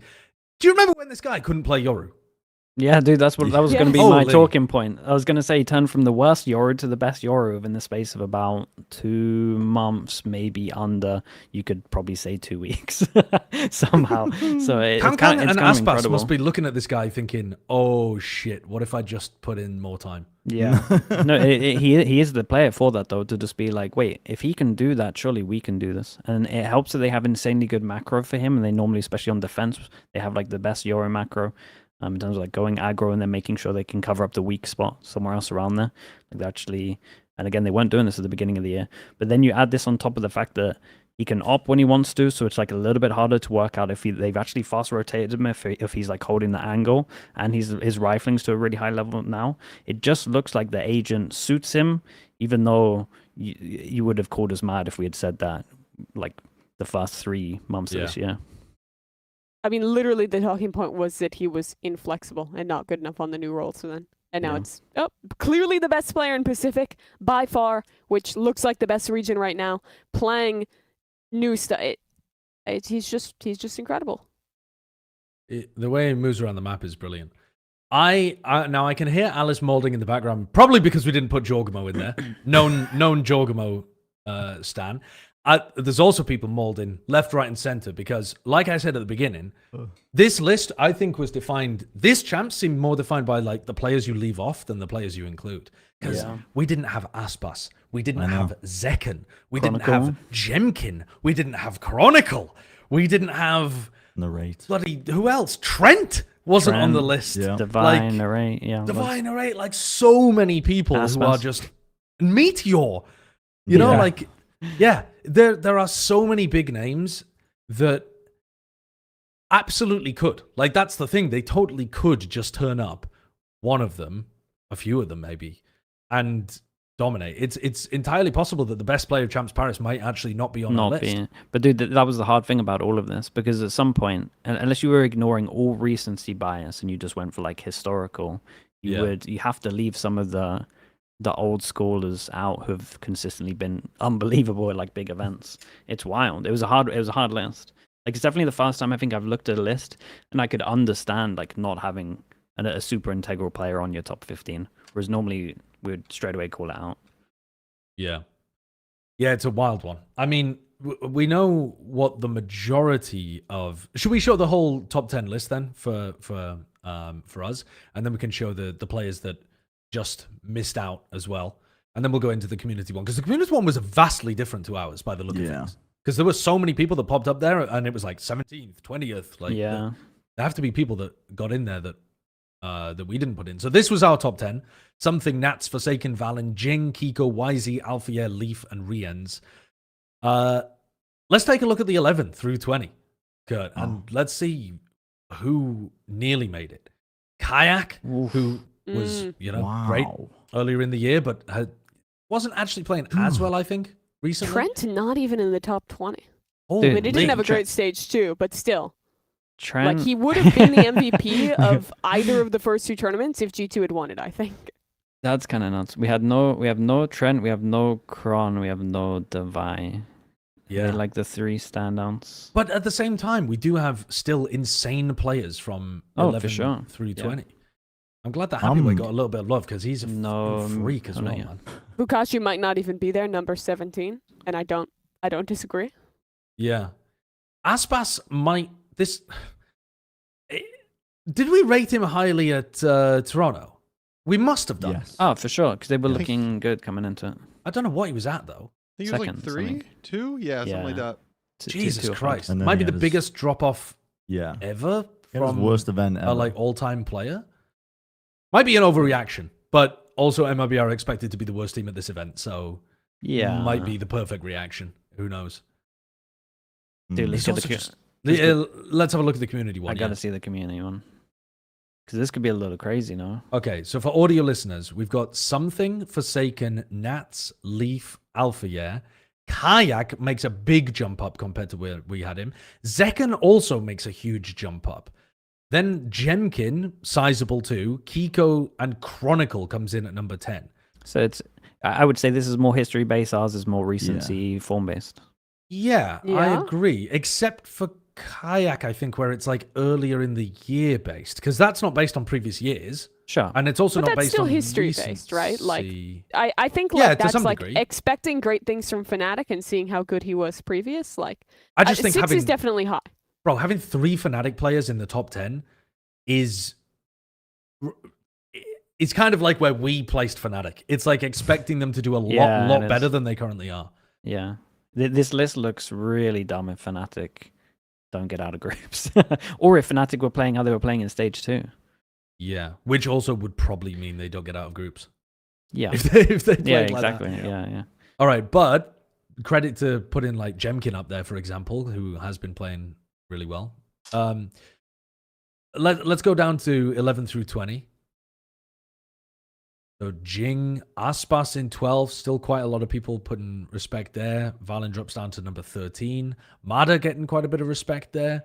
And then Jorgamo, Trent, YZ coming in. Kang. Now there's a player that we didn't even mention Kang in terms of players we missed off the list. Yeah. No. Which is MVP of the reigning champions. But also, he is a player that has actually started picking up more Yoru recently and Yeah, could looking get better. to us. He could get to a point at champs where he actually looks really good because he's on the right trajectory. If they did a something, 3 Yeah. weeks. Yeah. Yeah. So I'm worried about the Kang pick because it's really possible that we might be a bit stupid for not putting him anywhere near. He's one of those again where it's just like I felt like 10 to 15 it was like, right, now I need to have security of just players that might go absolutely crazy. That means that my list isn't completely void of being dumb, but there's just too many of them. Are there any notable players that you'd like to give like a shout out to that we haven't seen at all yet? Jorgamo. No, we haven't. he's He's right there. literally Well, but 15. this He's is- right on there. your screen, That's bro. the community. That's not us. Okay, fair That's enough. the But I mean, community. us or the community. Because to me, I'm looking at. I mean, we already mentioned it, but Trent is on neither of these lists. Trent's Yeah. on Trent was on our 12 11 to 20. Was right? he? No, I don't think he I was. don't think he Was was. No. Oh, okay. He's not Nope. there. No. Well, Yeah. But I also think that his recent form has not been anywhere near like he was at the Yeah, start of the year, I where can he get was on like board best with in the world. I'm thinking Billy's Russia. I think people might Russia. not have watched enough of Billy because he's been playing really, really well. And if Billy are actually a fourth best team, or even just like a good playoffs team at all, they're gonna have more than just YZ popping off. It's gonna and Russia has been definitely their second best. I mean, maybe you could argue he's been their best player.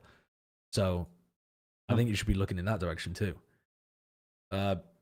Hyunmin was good. You were always singing Hyunmin's praises about how much better he was getting throughout stage 2. He's on the right trajectory. I nearly put him in, yeah. Yeah. Where was Jonah P in these? Was there Jonah P in any of these? There was. Community had him. Community had him? I think we also had him in our 11th through 20th too. Oh, not the What's the community. No, Not the we community. had him in our 11th through 20. He was 14th. Okay, 14. for us. Okay. I think that's good because again, recency form, I think he's been incredible. Unreal. Yeah, the person that's off both lists has probably played the best is Devi, I would say. Yeah, personally. Devi's not on. Dude, Brock was. I found I was struggling about whether to overrate Brock based on like 3 outrageous matches he played in playoffs. Discarding, yeah. Yeah, dude, because those 3 games he just took over, and I was thinking, do I throw him in there? All right, a pretty insane list. Let's have a look at some individual top 15 lists because I think this is the first event where you can have a very different list and still justify it to a strong degree, I think. So Mimi's obviously forgotten Kiko. She's already put out the apologies. Mine for is a that. little sick and twisted. I'll say that. Let's much. go for it. Yeah, let's Okay. I want to start by saying that I made this list before I had watched all of VMEA and had finished that off. So there's a little bit of weirdness on here, mainly with having Heretics players. Probably more than I should have. My methodology is as follows. I thought through the tournament and was like, there are so many good players here. What I'm going to base this on is I'm going to basically do like a bracket prediction in my head of how I think if like matches go the way I think they will, like without thinking too much about it, would be like a top 8 teams. Then think what players from those teams would have to perform for that bracket to exist. And this is kind of what I've come up with. Nats in 13. That is Yeah, horrific, and that is pretty the low. worst mistake That's of pretty this. low. That's Xfero is a shout, by the way. He played in, I think he was played sick. insane in Pacific playoffs. He actually I was did. really impressed, and I was like, similar to us, where did we have RQ? I think we had them in 5th. I was also thinking that this is a team that is like top 6 territory, and like is going to be up there if they go for that performance, and if he can keep his domestic form. So He's a big game player as well, but like if he actually did this, then yeah, RRQ would be in a nutty position. Yeah, dude, he was clutching everything. Like Yeah. when they needed big games, he was actually just non-stop clutching for sure. I think my biggest regret is just having not watched as much Heretics as I should have before doing this one, and I would have, if I were to redo the kind of like bracket in my head that made me go this way in the list, I would have had Heretics lower, and I would have derated most of their players and had Nats much higher.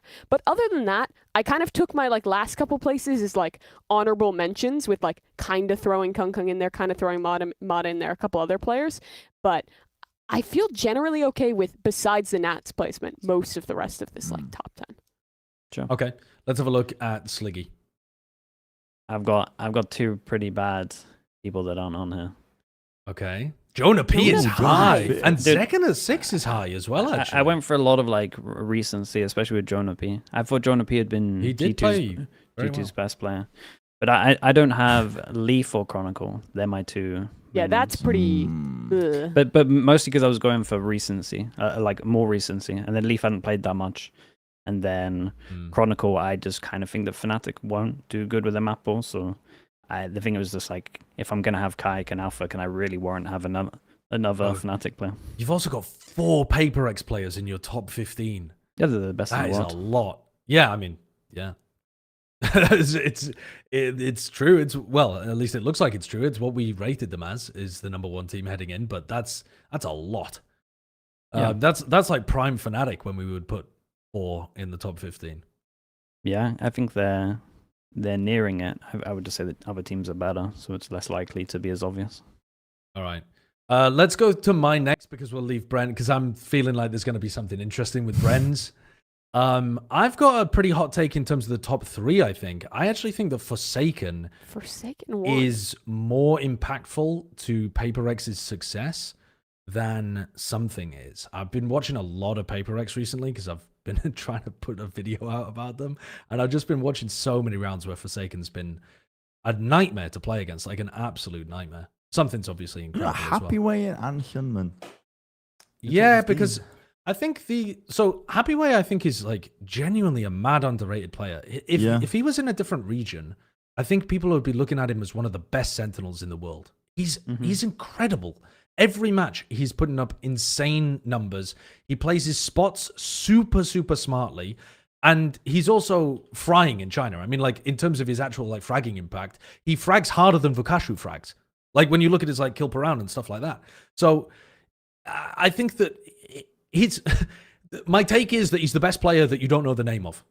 Like, he's just he's so good. Now, will he break out in this tournament? Maybe not, because we're not expecting much from XLG, but I really believe that he's a fantastic player. Yeah. And then Hyunmin I threw in there because he really was great for DRX, and I think, I was trying to do it more on players than where I expect the team to finish. Yeah. I respect that. Because Hyunmin's a hard one. Because he's so good. If he's on, he's like really on. He's like top 5, but it's just if they get there and if they can showcase it. I left almost every Americas player off my list. I just, Because when I was of the looking at it, one-sided region?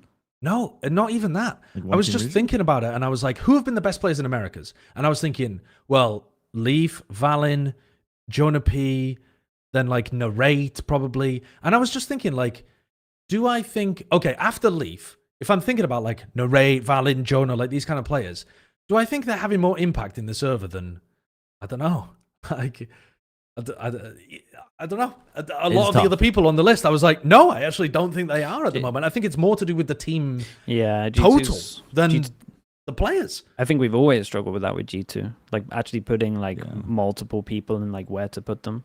This is the only time I felt like Jonah P had played the best in G2. Yeah. So this is like the only time I felt confident to put like one player above another. But it's just in G2. it's such a machine. Like G2 is a fucking machine. Like you're another cog, baby. You're an amazing cog, but you're another cog. They're just all they're all smart. They're just doing their own roles. All right, now Bren, here we go. prep your pondering monkey assets. What have you got for us? Now I'm glad you asked, actually, because my list, it doesn't follow typical trends. It bucks the trends in many ways.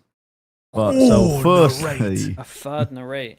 Narrate number 3 is high, bro. yeah, it bucks major trends. Narrate 3 being the big one. Something 9th being another big one. And I can make arguments for everybody else, to be honest, but I think those are the big ones that people would take issue with. Narrate at 3, I put purely because I think it's mad impressive what he's able to get done. in the position that he's in, it's really difficult to be able to put up those numbers. But mechanically, he's really talented, and he's incredibly precise in terms of his positioning, like the timings with the fights that he takes, which is really difficult. Where did you? How do you guys have these printouts? Narrate 3. Yeah, narrate 3. I mean, it's Narrate gonna be 3. crazy. It's gonna be crazy. I'm telling you now. But I think that Sentinels have, like, when I think of Sentinels as like this generalist team, they just do a lot of things really well. You might think that they've got a bad read on the meta right now, Josh, as well. But I think this team has international experience. I think they've got heavy hitters. I think they've got a very deep map pool that's quite good across the board. And yeah, I think that they've got all of those things and more going for them.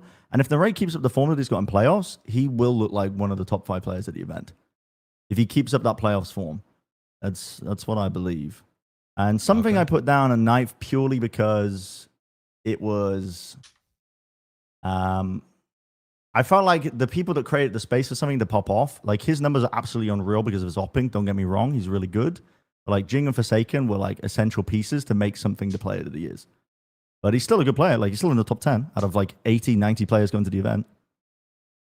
It's sacrilege. It's not sacrilege what sacrilege you've at done, all. but thankfully Now- it didn't make a difference.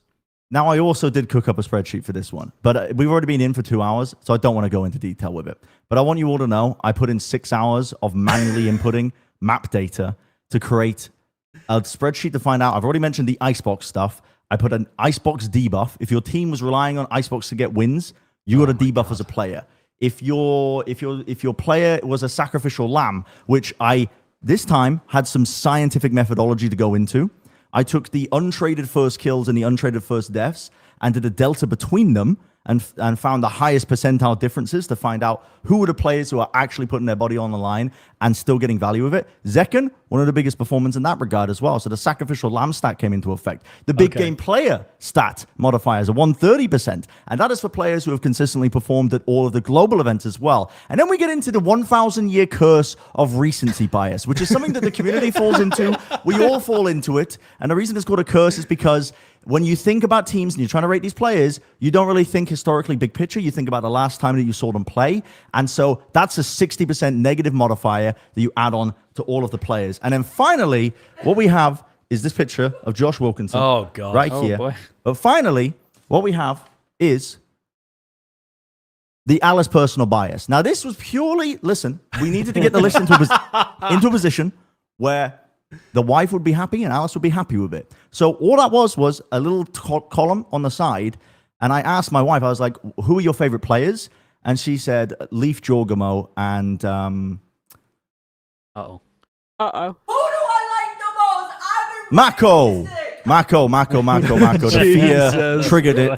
Fight or flight. The fear triggered it. It's Mako. So 3 players got the Alice personal bias. And that's a 130. In your top 10. Why is Mako not in the top 10? Yeah. Because it was all multiplied by the RAR. Which Mako, because his team hasn't been doing too hot, he's like being near the bottom. See, But Leaf and You messed Jorgamo up. are in. That's not the It's not. But Leaf and Jorgamo are in. Mako, isn't it? Okay, well let's. Hold You on, let me failed. pull up I mean, you my failed combined here. list. Mako's got to be. Oh, okay. Well, I was messing around with a spreadsheet, so I don't have like the full proper list. But you tried to appease and you failed. I mean, you are Neville Chamberlain. You've, yeah, it's When Mako is right there. it's just I. Mm. A boy said a slur in an official. Okay, but I didn't have. You're writing it I didn't down. have. Slurs. I didn't put in a slur. Said a slur modifier of the negative variety. Oh, wow. Oh, So, spectacularly. If I did, there are lots of players who would be getting knocked down. I'm not saying to reward Yeah, I know. I'm not slurs. going to reward them. I'm not going to reward them. Maybe the future iteration. Maybe I will put in have they said a slur publicly modifier, and if they Right. have, then players will get knocked down. Right, there'll be a Sure. morality portion to this as Yes, well. the morality portion of it. Yep. Yes. Dude, I'm losing my. That's That's- great. He's on the couch tonight, and it's not even for Aristotle. It's crazy. It's a Mako. You might as well give us a few more quotes. to Derek end pulled the show chose as to well. pull the lever in the trolley problem. That's minus Yeah. 30% on him. Yeah. Okay. Well, before we end the show, with real quick, I Wyatt- wanted to read an Wyatt's weekly outlier word. list that might Oh, be go on. interesting to you guys. So, of course, Okay, please. Paperthin submitted his list, and I thought his was pretty interesting. So we'll start with 15 and go to 1. Cortezia, Chichu, Trex, Brock, Leaf, Hyunmin, Happyway, Meteor, Mata, Vukashu, Kayak, Valen, YZ, something Nats. What the? Whoa. It got Why- back to something approaching third? normal at the top, but holy, that was a roller. Was that was that Shio? paper thin again? That was Paperthin. Shio's was very like aggregate. His was great. Okay. Dude, paper thin sent in a bonkers one last time as well. Looks like he Yeah, was he in it did. from head stop percentage more than anything else. He's going off of pure vibes. Yeah. Cortezia was playing really well towards the end He of stage 2, was. but man, to get on a list like this is Against CG. That's yeah, exactly. Good. He was doing it against EG. We might have to look at Paper Thin's head. Hello. Yeah, that's twice in a row now, right? Yeah, 3 strikes and you're out, I reckon. Were there any other nutcases, or was he the main nutcase? Not that I could see, other than Brent's and Paperthin's. Okay. Yeah. All right, good to know. Good to know. All right, so most other people taking it Yeah, A Crew bit didn't more make it, rationally, so perhaps. Dan's was fine. yeah. Yeah, that's true. All right. Before we move on to the Wise Weekly Award, though, I do want to plug the live show again. If you weren't with us at the beginning of the episode, we are doing a live show in Paris. It's on September 23rd. So that is between groups and playoffs, I believe. There's like a 2-day gap between groups and playoffs. And that's when the live show is happening. It's at a theater in Paris. It's a very central location as well. We've got general admission tickets, and then we've also got some VIP tickets where you'll be able to do meets and greets and signings. We'll still be able to be floating around and talking to people before the show begins a little bit, but those VIP tickets will get you some proper priority access. And you can also buy the merch, of course, at platchat.com as well. We hope to see you there. Turn out in your droves. We've got a slightly larger venue because in Toronto, you guys were extremely excited and it sold out very quickly. So if you're in Paris or you're in the surrounding area, because you can get cheap trains in from a lot of places in Europe, come and join us. We will have a live show full of debauchery, and I guess we won't have any Wolves karaoke, but we'll find There might something be a similar. new team that we can find to spark joy by then. There definitely will be some joy sparking by that point. I don't know who it'll be, but Bren There won't tackling be any over there. joy, to be clear. Don't sign up for that. But there will be joy with a Y to be sparked. Joy with a Y. Joy with a Y. Well, it's Let's just go- with this viewer base, you have to specify. Let's go on to Wyatt's Real quick, weekly people want award. us to do pick'ems real fast. Do you guys want to do pick'ems? Yeah, let's do some Sure. pick'ems. Why not? Sure. Yeah, let's do pick'ems. Fine, we'll do pick'ems. I think that's a good chat. idea. Fine. Okay. We normally do them anyway, I think. Yeah. Let's do them.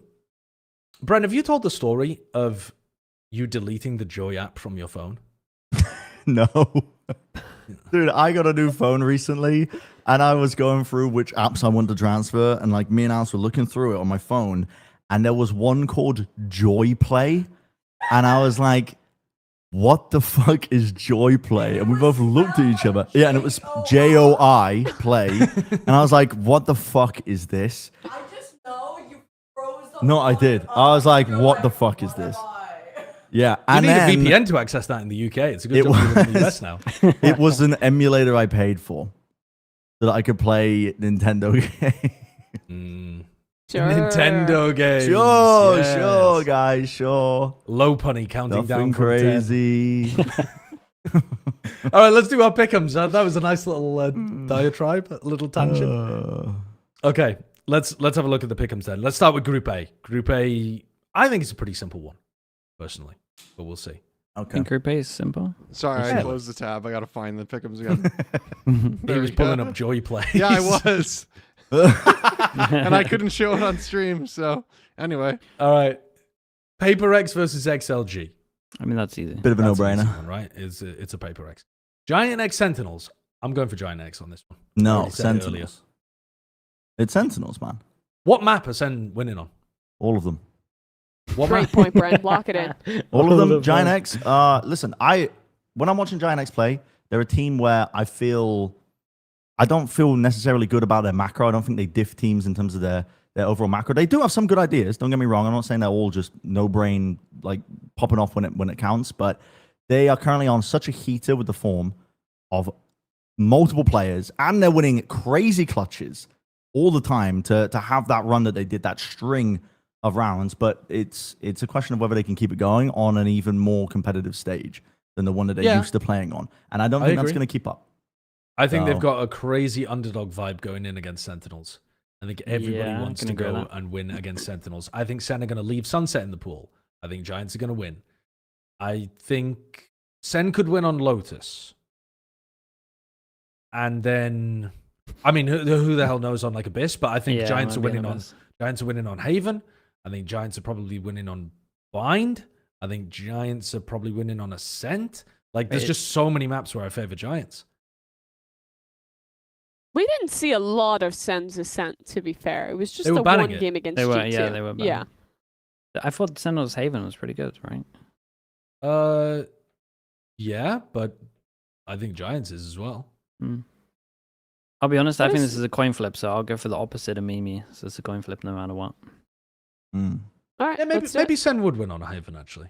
Yeah, I think Sen's good in Haven. We need a coin. I then. like We're Sen's flipping a Corrode as coin. well. All right. I always have to have this on standby, huh? All right, here we go. The people love the coin, Kurt. They love Dude, this is the a coin. This is a coin flip game, though. I feel like. Oh. All right. Oh, come on, coin. Come on, you beautiful coin. Giants beating I think this is Sentinels. kick a troll. I think we're really trolling here. It's fine. it's Paper X okay, 'cause win, there's a and then, rematch. well, There's a rematch, the well, team Sen that wins. loses the first match always wins the rematch. So lock it in for Sen. Yeah, I Yep. can get on board with that. Get the coin back out again. Whoa, I can get on board with that. No, surely you want the coin. Yeah, They little- lost the first game. Little They win the rematch. rematch. Yeah. Think about the dopamine rush when the coin Sentinels, flip. please. Sentinels, Yeah, please. it's a 3-1 Sentinels, that is. I mean, to be honest, I could get on board with you narratively as well because Giants wouldn't be the underdogs anymore in that game. You know what I mean? Like the pressure would be on a lot Pressure's more. about to come. Yeah, go on It then. makes Go a on lot of then. sense. Go on then. Makes sense. Let's send him through. It sends them through. This Okay. one's. Billy. This group's a bit Billy crazy. Billy. Now, Billy win that one. This next game is Yeah? really hard. What the I hell think. happens here? I like RRQ based on recent form, but I'm so wary of underrating Fnatic. I think Fnatic are going to be confident in their Corrode. I think it's not going to be one of the maps they work on, and I think RRQ are better. I think because Fnatic have been winning at the moment in EU playing Corrode, they won't work on it as much as the rest of the maps, and I think RRQ will win. But as for what will happen elsewhere, I don't know. Dude, I have no idea for this one. Because Yeah. in theory, you would, from what we've seen, you would say RRQ, but it's Fnatic. Yeah. But I it's would also a global event. There's changes. like the Fnatic coin has to had a lot of decide. time. I could get on board with a coin I now. would like Because I think coin this to is a decide. coin flip. Yeah, I think it could be a coin. Because I Isn't don't it- even know. This maps game isn't wise. so much a coin flip as like how much Fnatic improves, though, right? Yeah. It's just that we don't know that, so it's an unknown. The coin knows Was. that, though. That's true, yeah. Are If we there's a actually team doing though the that can coin? do it in a short amount of time. Dude, I think it's a coin flip I game. think it Kyle. is, yeah. Yeah. I mean, I think I would go for Oh. a punt on RRQ, but Wait. bro, I swear to It God, is I not. didn't see anything other than Fnatic there. That looked like a that looked like a coin with two Fanatics. That was ridiculous. Lock it in, It's Kurt. rigged. It's rigged, man. All right. Well, they're getting a rematch anyway in the low bracket and winning. So Whoa. maybe not actually. No. Because No Well. way. If There's no way. You think MIBR running RRQ back? are RRQ are beating MIBR. the question is, can Fnatic beat Billy? The thing is, though, what's pissing me off about this is I think if Fnatic do beat RRQ, They're going to be feeling great. They're going to be hot. They're going to And I prove think- they're back in their mojo. Alfier's going to Yeah. drop 47 kills. I think they stylistically tend to do well against teams like Billy as well, Yeah. where they can I like agree slow with the that. game down and force the other team to make the mistakes. That's true. But I really think there's a strong chance they go out in this group. Like I Who, think, Fnatic. yeah, I think Billy and RRQ are going to go through. So But in this world, I guess I would predict Fnatic to win because they've already won the first one, so Oh, they must be. My pretty camera's good. overheated again. Yeah. I can get on board with Fnatic. Yeah. I think Fnatic would beat Billy Billy. Okay. Let's go RRQ in the bottom though. Oh, I blacked out Yeah. during that part. Yeah. Sorry. Okay, we're back. No, it's okay. Billy Okay, Billy it's all right. RQ. Mimi keeps blacking out as well. I'm Billy inclined Billy to say RRQs. Billy Billy. Yeah, I think they win that one. I think Fnatic are getting through on fucking aura and name Yep. status, frankly. Yeah. I think this whole episode is us gassing up Fnatic when they've not They won the looked coin good flip, to recently. be fair. They did, yeah, you're right. You're right. Yeah. It was a coin flip. I say I would. Man, dude, this group's so hard, man. Who actually loses in this group? I'm trying to, dude. It's so hard to call because it should be Fnatic, but if they get their map pool better, Yeah, but okay. Is it it's only bind that Fnatic are good at, isn't it? Like when we Yeah. talk about map pool, yeah. don't we just mean they're a bad team with one good map? Yeah. Well, I wouldn't say bad team. Well, compared to the Isn't that Corrode good? I think they're lower than. I think Am I the EMEA crazy? teams are bad on Corrode, but you're right. They have actually been like winning on Corrode in the EMEA, but I think the EMEA teams are. I think they're the third best, maybe the worst region at Corrode at the moment. The attack side stuff that I've seen from EMEA is really rough. Yeah, I can Um, agree with that. Yeah, I don't know for this one, man. I can't really work it out because normally you can deduce it to like map pool, but we just don't know where Fnatic's gonna be. We also got- don't know anything about Abyss, do we? For like Yeah. these teams, does throw another big wrench in the It's works. true. I mean, they won the map coin toss, so Sure, let's just stick with this. in this Yeah, world, let's go. Submitting Sure. it? in this world, Alright. Yeah, let's submit it. let's look at them. the coin sent Fnatic through. I do think that's the closest group. Like, Wait until we This- get to D. Yeah, I do. I think all these groups Yeah. are crazy close. I think this is a hard one. Team Liquid. Liquid should beat this, energy. but Abyss will be incredible if we get it. I mean, there's a chance for EDG to win versus Oh, man. NRG. They're playing Yeah. so bad right EDG's now. attack side is not good enough to get 4 rounds against NRG. I swear to God. Like, That might be enough.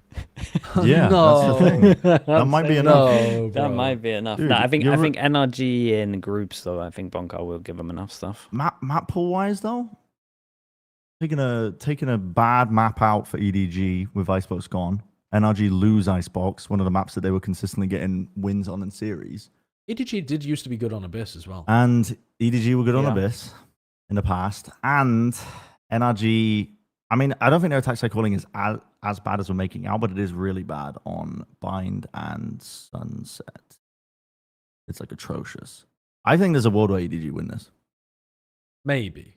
No, the world is where EDG also win pistols, and then they just hamper the economy, so they can't get the operator into Matter's hands on defense, and they're struggling to get the same win cons. Well, I think the other win con is, well, actually, it could come down to Abyss, but also like Bind and Sunset do look like big weaknesses currently in NRG's map pool. And they've got to play one. Yeah, I mean, they do, and I think EDG probably beat them on. EDG Maybe like a not bind. Sunset, I but- was going to say that they'll ban Bind and Yeah. float Sunset, right? Yeah. Not even sure EDG will pick Sunset. Yeah, it's true. No. Yeah, I don't know.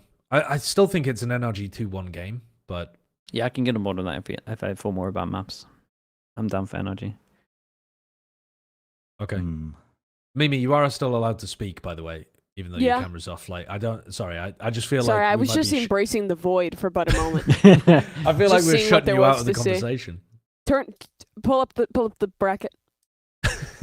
Pull up the bracket. The void is This spoken. is kind of a good visual, though. I'll do it. Is Pull up it? the bracket. The, Yeah. the void is spoken, Kurt. I know how this goes.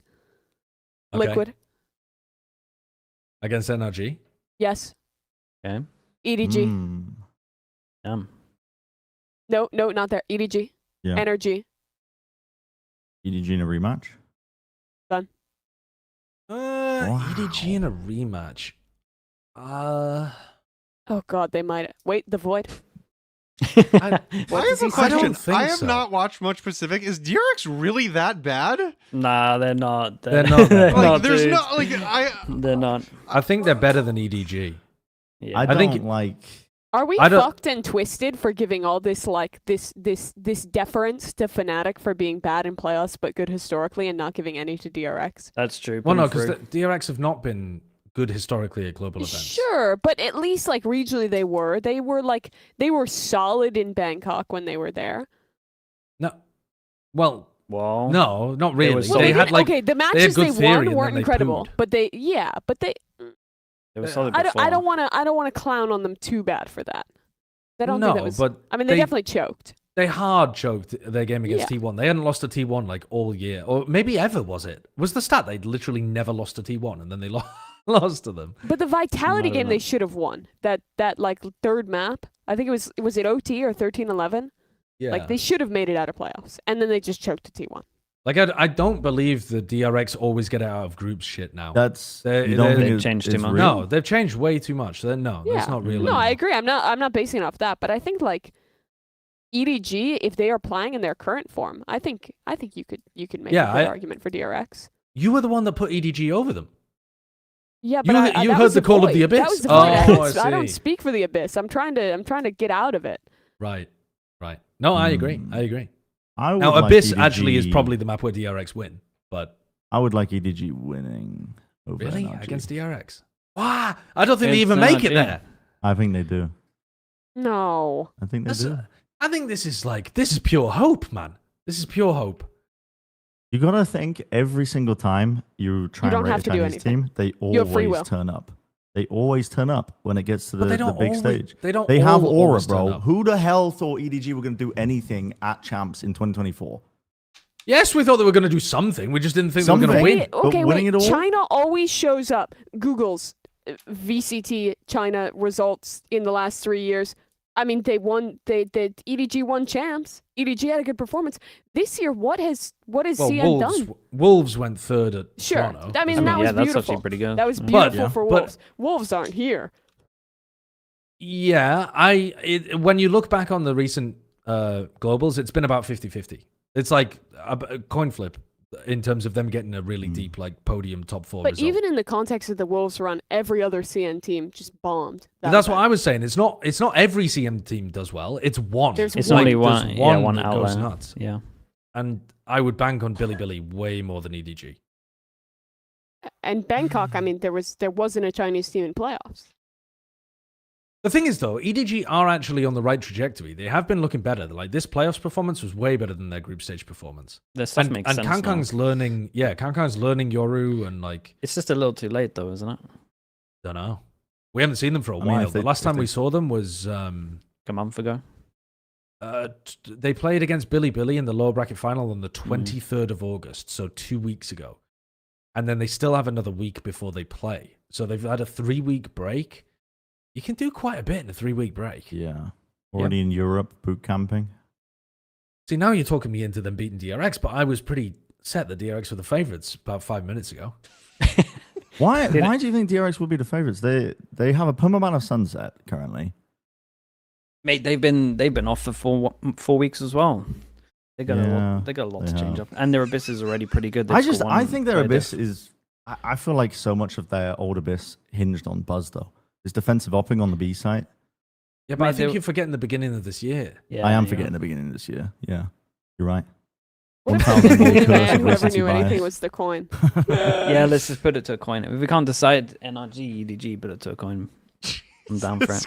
Have we decided DRX? No, but EDG even? No, we haven't can't even decide yet. anything. Put them both to a coin. Wait. Surely we can vote. Surely democracy is better than just pure randomness. Sure, I think DRX would be EDG, personally. DRX. I think EDG. Oh shit! Well, I don't know what You're to gonna think. take us to a coin. Oh, The coin back. give it to the coin. Give it to the coin. I don't know what to think. Right, DRX. Thank God. I don't have to think. The coin. The coin is decided. We all decided agree it. with the coin. And We then all love the coin. NRG would be fine against DRX. Yes, right? Yeah, NRG would be they fine would. against DRX. EDG are a more dangerous team against NRG. Than Yeah, DRX I are. agree with that. I agree. With Bro, we're the only two people on the show, Sliggy. What the fuck that. is Yeah, going what's going on? I'm I here. might leave as well. No, I'm always here. I just wandered into the frame. I'm always here. Let's get the Okay. last one going. Yeah. Okay. We're doing great. Group D. Jesus Christ. We should never have listened to the people. Right. G2 G2. beat Heretics. Yes. Sure. Right. Yep. No need for the coin here. T1 beat DRG with Demon 1. They beat them no matter what. Yeah. No matter who they got. Yeah. Give them Vukasha and Demon 1. T1 still win this. Why? Maybe. Maybe. Maybe. This guy I mean, T1 hates agree T1. good, man. Yeah, I mean, good. I'm down for the T1 pick, but okay, so Heretics against DRG. Unfortunately, I'm just down for Heretics. I think Heretics have a good matchup against DRG as well. I think they'll enjoy playing the aim game against them. You don't think? Yeah, they will, but will they win it? That's all I'm thinking.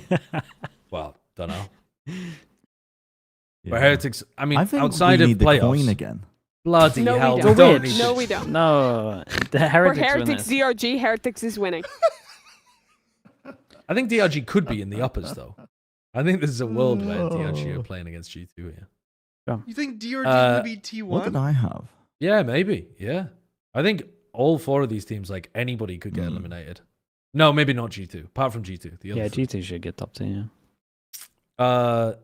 All right, G2 versus T1 then. I'm thinking G2. G2. Oh, but Me yeah, too. I'll go for G2. Yeah. And I personally say T1 now. Oh. The Okay, coin we have the back T1 in. guy. Josh, you're the Heretics guy. Sell your tail. The problem is I'm not feeling great about Heretics because we just watched them dominate groups. They didn't lose a game, and then they come into playoffs. They get hard dismantled by Na'Vi, and then they lose in the lower bracket without winning a map. Or rather, they lose to BBL in the uppers. Kind of just getting... Honestly, that game felt more like the aim diff of them losing to BBL, and then more of the like prep diff losing to Na'Vi. So they just got on both ends kind of battered. It knocked there's- my but confidence in there's Heretics no quite ice a lot. box. no icebox. Run it back. But they Team didn't win Heretics any versus map. BBL. Run it back. Team Heretics versus BBL. BBL got 2 pistols on Ascent. Yeah. And Heretics only lost 13-11. Yeah. Yes, yeah, that's a great They point. were winning in most of the rounds. And you think about it, if it goes to Haven, maybe a different world. Haven's still recently not a great map for them, but Well, Haven historically insanely good map Yeah. for them. It should be, but in Haven playoffs, against they- Na'Vi, they got against Na'Vi. And they team. got hard They- antied.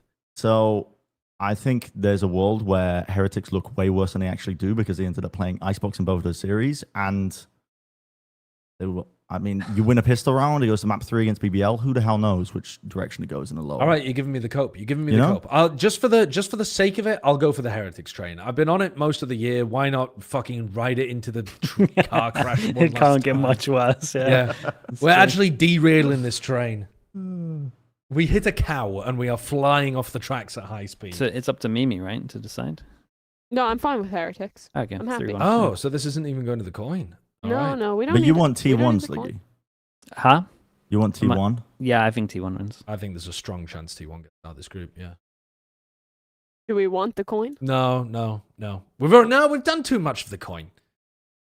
Put your quarters Have away. we? The coin. Have we? Well, it's up to you, The only Mimi. thing that I You're don't the- like about the T1 Heretics stuff that I'm saying the point for Heretics is I've got them going through as the second seed in that group, but I'm going off of like what ifs. You know, what if they did this differently in stage 2 and we're looking at this team in a different light? Whereas T1 have been What if More DRG was consistent. secretly the best team in the world and we put them number 1 in our power rankings? Right. Well, yeah. What if? Yeah, what if? Right? Just It because won't there's no happen, but camera what doesn't mean you can't say the most crazy stuff. No, I don't think that, but what if? What if that monkey was the number 1 player?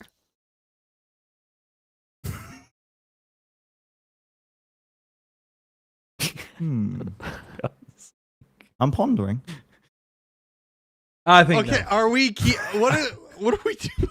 Let's lock it in, Kurt. Let's lock it in. Are we? We're trying to locking- make sure that everybody who's driving to work has crashed at this point, trying to figure out what's Yeah, going on in dude. this. Why is the podcast broken? What's going on? It's still playing. tapping their audio Look system. down, Hello? rear It ends doesn't the look car like in it's front of them. buffering. Chat, comment down below if you got in a car accident while watching this episode. It's just Achilles. Just Achilles. Like, yep, I did. Yeah. I did. All right. I think it's time for us to end this episode. Yeah. I think it's agree. time for us to move on to Wyatt's Weekly Award. Wyatt's Weekly Award. Dude, where's my res? Oh, hey. Didn't see you there. That's why it's Weekly Award. A classic. An oldie and a goldie, that one. An absolute... And you know what, actually? That fits perfectly with who we're giving the Wyatt's Weekly Award to this week. Because he's an oldie, but he's a goldie. He's a classic. He's a gem. He's given us some of the most entertaining games genuinely ever, I think, in Valorant history. For good or for bad. And he went out not on a high, but on a great run in playoffs, I think. It's Angel, who says in a tweet recently, 20 years of gaming comes to an end. After taking a small break, I understood that it takes too much focus and energy for me to compete on the highest level. Truly did my best in the last 2 years, but expectation and reality unfortunately did not meet. Then he follows up by saying, I still believe in my vision of the game, a fucking king. There are a lot of things I learned during this long-ass career. One journey ends, another one begins. Let's not be sad. Starting next season, I will try myself as a coach. Holy shit, who wants to get coached by Angel? Line up. Me, me, please. He says, let's not be sad, but I am quite sad at this because this is the end of an era. This is, you're putting a cap to it. A lot of the IGLs of old that can't quite hang because it takes so much, like he said, energy investment, mental investment as well, like in terms of keeping up with a game where variables are constantly changing. It's really tough. And to stay at the top, I mean, he's done well. He's done well being at the top for as long as he has, but he's like an endangered species, and we've just lost one more of them. You know? Just old people, is that what you mean? No, I mean like just the era of an IGL that is just... He couldn't afford his heating, and he's just They died. have the ideas. In the He old has his cold style. hole. He doesn't put up crazy numbers unless it's like in the first death department. But like they've always been able to hang. So unnecessary. No, but it's true. Like So- his vision for the game, I fuck with Angel heavy because he understands his limits as a player when he was playing. Whenever I'd watch him, he understood he's playing on a team that's more passive, that needs someone to create space. He's the one to create the space. Like he understood how to play to his strengths as a player. I respect that massively. He didn't give a fuck about the numbers. He only cared about winning because that's inherently what matters. Like as a player, as long as you're winning the games and winning the maps, that's what matters. Angel understood that more than any other player. It's so yeah, I'm a little bit sad that the chapter's closing, but I wish him the best as a coach. Yeah, I think he was one of the most fun players to watch. You'd always expect something freaky from him. His teams always played wacky comps, but despite all of that, still managed to have like genuinely like consistent like existence at the top level for quite some time in Valorant. I mean, won a tournament at Copenhagen, went pretty good throughout. So Yeah, yeah. shout Was out also Angel. one of the most unique players we had in Valorant. Yeah, Oh, for sure. Yes. For sure, the most entertaining. He's just Like, been around he for is. so long as well. Like he literally 2020 when the game first came out, he was one of the first people that I was watching playing for Party Parrots against Fabrican way back in Europe and playing against Fish 123. Those shitters. Those are the days, yeah. I mean, even his CS stuff, man, he's been around for a long time. Well, He's yeah, like of course. top of the game in CS as well. So he's just been a beast, man. And I mean, he'll be a great coach. It'll be interesting to see actually what happens, whether it's just like they go for a Navi route and he just goes academy. He just goes like assistant coach with Happy, or if he just goes straight in and someone offers him a full-time like main coach. Jesus, that's Angel after 1 year of coaching Apex. It's like, I mean, I think he would work very well with like it seems like the dynamics that have worked best for Angel is where he had somebody to conflict with, to have some level of agreeable disagreement to come to good conclusions that temper some of his crazier stuff and to bring out the best ideas from him. So He needs the checks and balances. yeah. But I'm not sure who that would be, to be honest with you. But it'd be I hope he joins Apex and becomes a tyrant, and they're running Phoenix and IGL dying first on Omen every map next year. I mean, seeing him coach Yampy would be Yeah, very, they're going to very be pretty fun. I was going to say, we lost another IGL in the EMEA. We don't have the most. There's like a big Yeah. trend of player to IGL at the moment, and I guess that might have to continue. We just lost another like mainstay of IGL. Magnum just left BBL as well, and he's previously IGL'd. I know that he didn't have a very good like IGLing career with Carmine Corp, but he's definitely improved a lot as like a player in terms of how smart he's been this year. So I could see him maybe, I don't know, dipping his toes back in there. Maybe. We'll see. There's definitely people coming up. There's a lot of options. Yeah, it's some tier 2. Yeah. Okay, well that's our Wyatt's Weekly Award winner. Angel Thump out there for Angel, who's ascended from the mortal plane now to forever being a He's a with the deity. angels now. Yeah, he's looking down at us from the coaching booth. We will be back for episode 234. I don't know when. Is that going to be our live show, maybe? That Or will do we be our have- live show. Yeah, In because I Daddy's- don't think we're going to be doing another episode before this. There are actually some dark days on the 16th, 17th, but I don't know whether Well, we'll have enough people. I to don't actually think do a any of show us then. are flying out until the 15th anyway, or until the 16th, right? I fly out on the 18th. You're a bit earlier than me. I fly so- on the 16th. We could do one next. 18th. Yeah. When do you Bren's fly, Bren? going on the 12th. Oh, I'm fine on the. I'm on the 16th. What have they done for your flights? Are you? Yeah. You're on Check Bro, the your you're- flights, 18th? Josh. Are you going? You're casting. You're casting with somebody else then. Or he's on the desk? I don't know. Wait, hold up. I need to look at my flights again. I can do that off camera though. I can do that off camera afterwards, but I'm pretty sure. If not, I've got a problem. All right. That does it for our episode then. Again, take a look at our live show if you're interested. If you're in the area, it's between the group stage and the playoffs. Have a look on platchat.com for the tickets. And yeah, we'll either see you possibly next week, but more likely for the live show. And if not, after Champions. We'll catch you then. Bye-bye.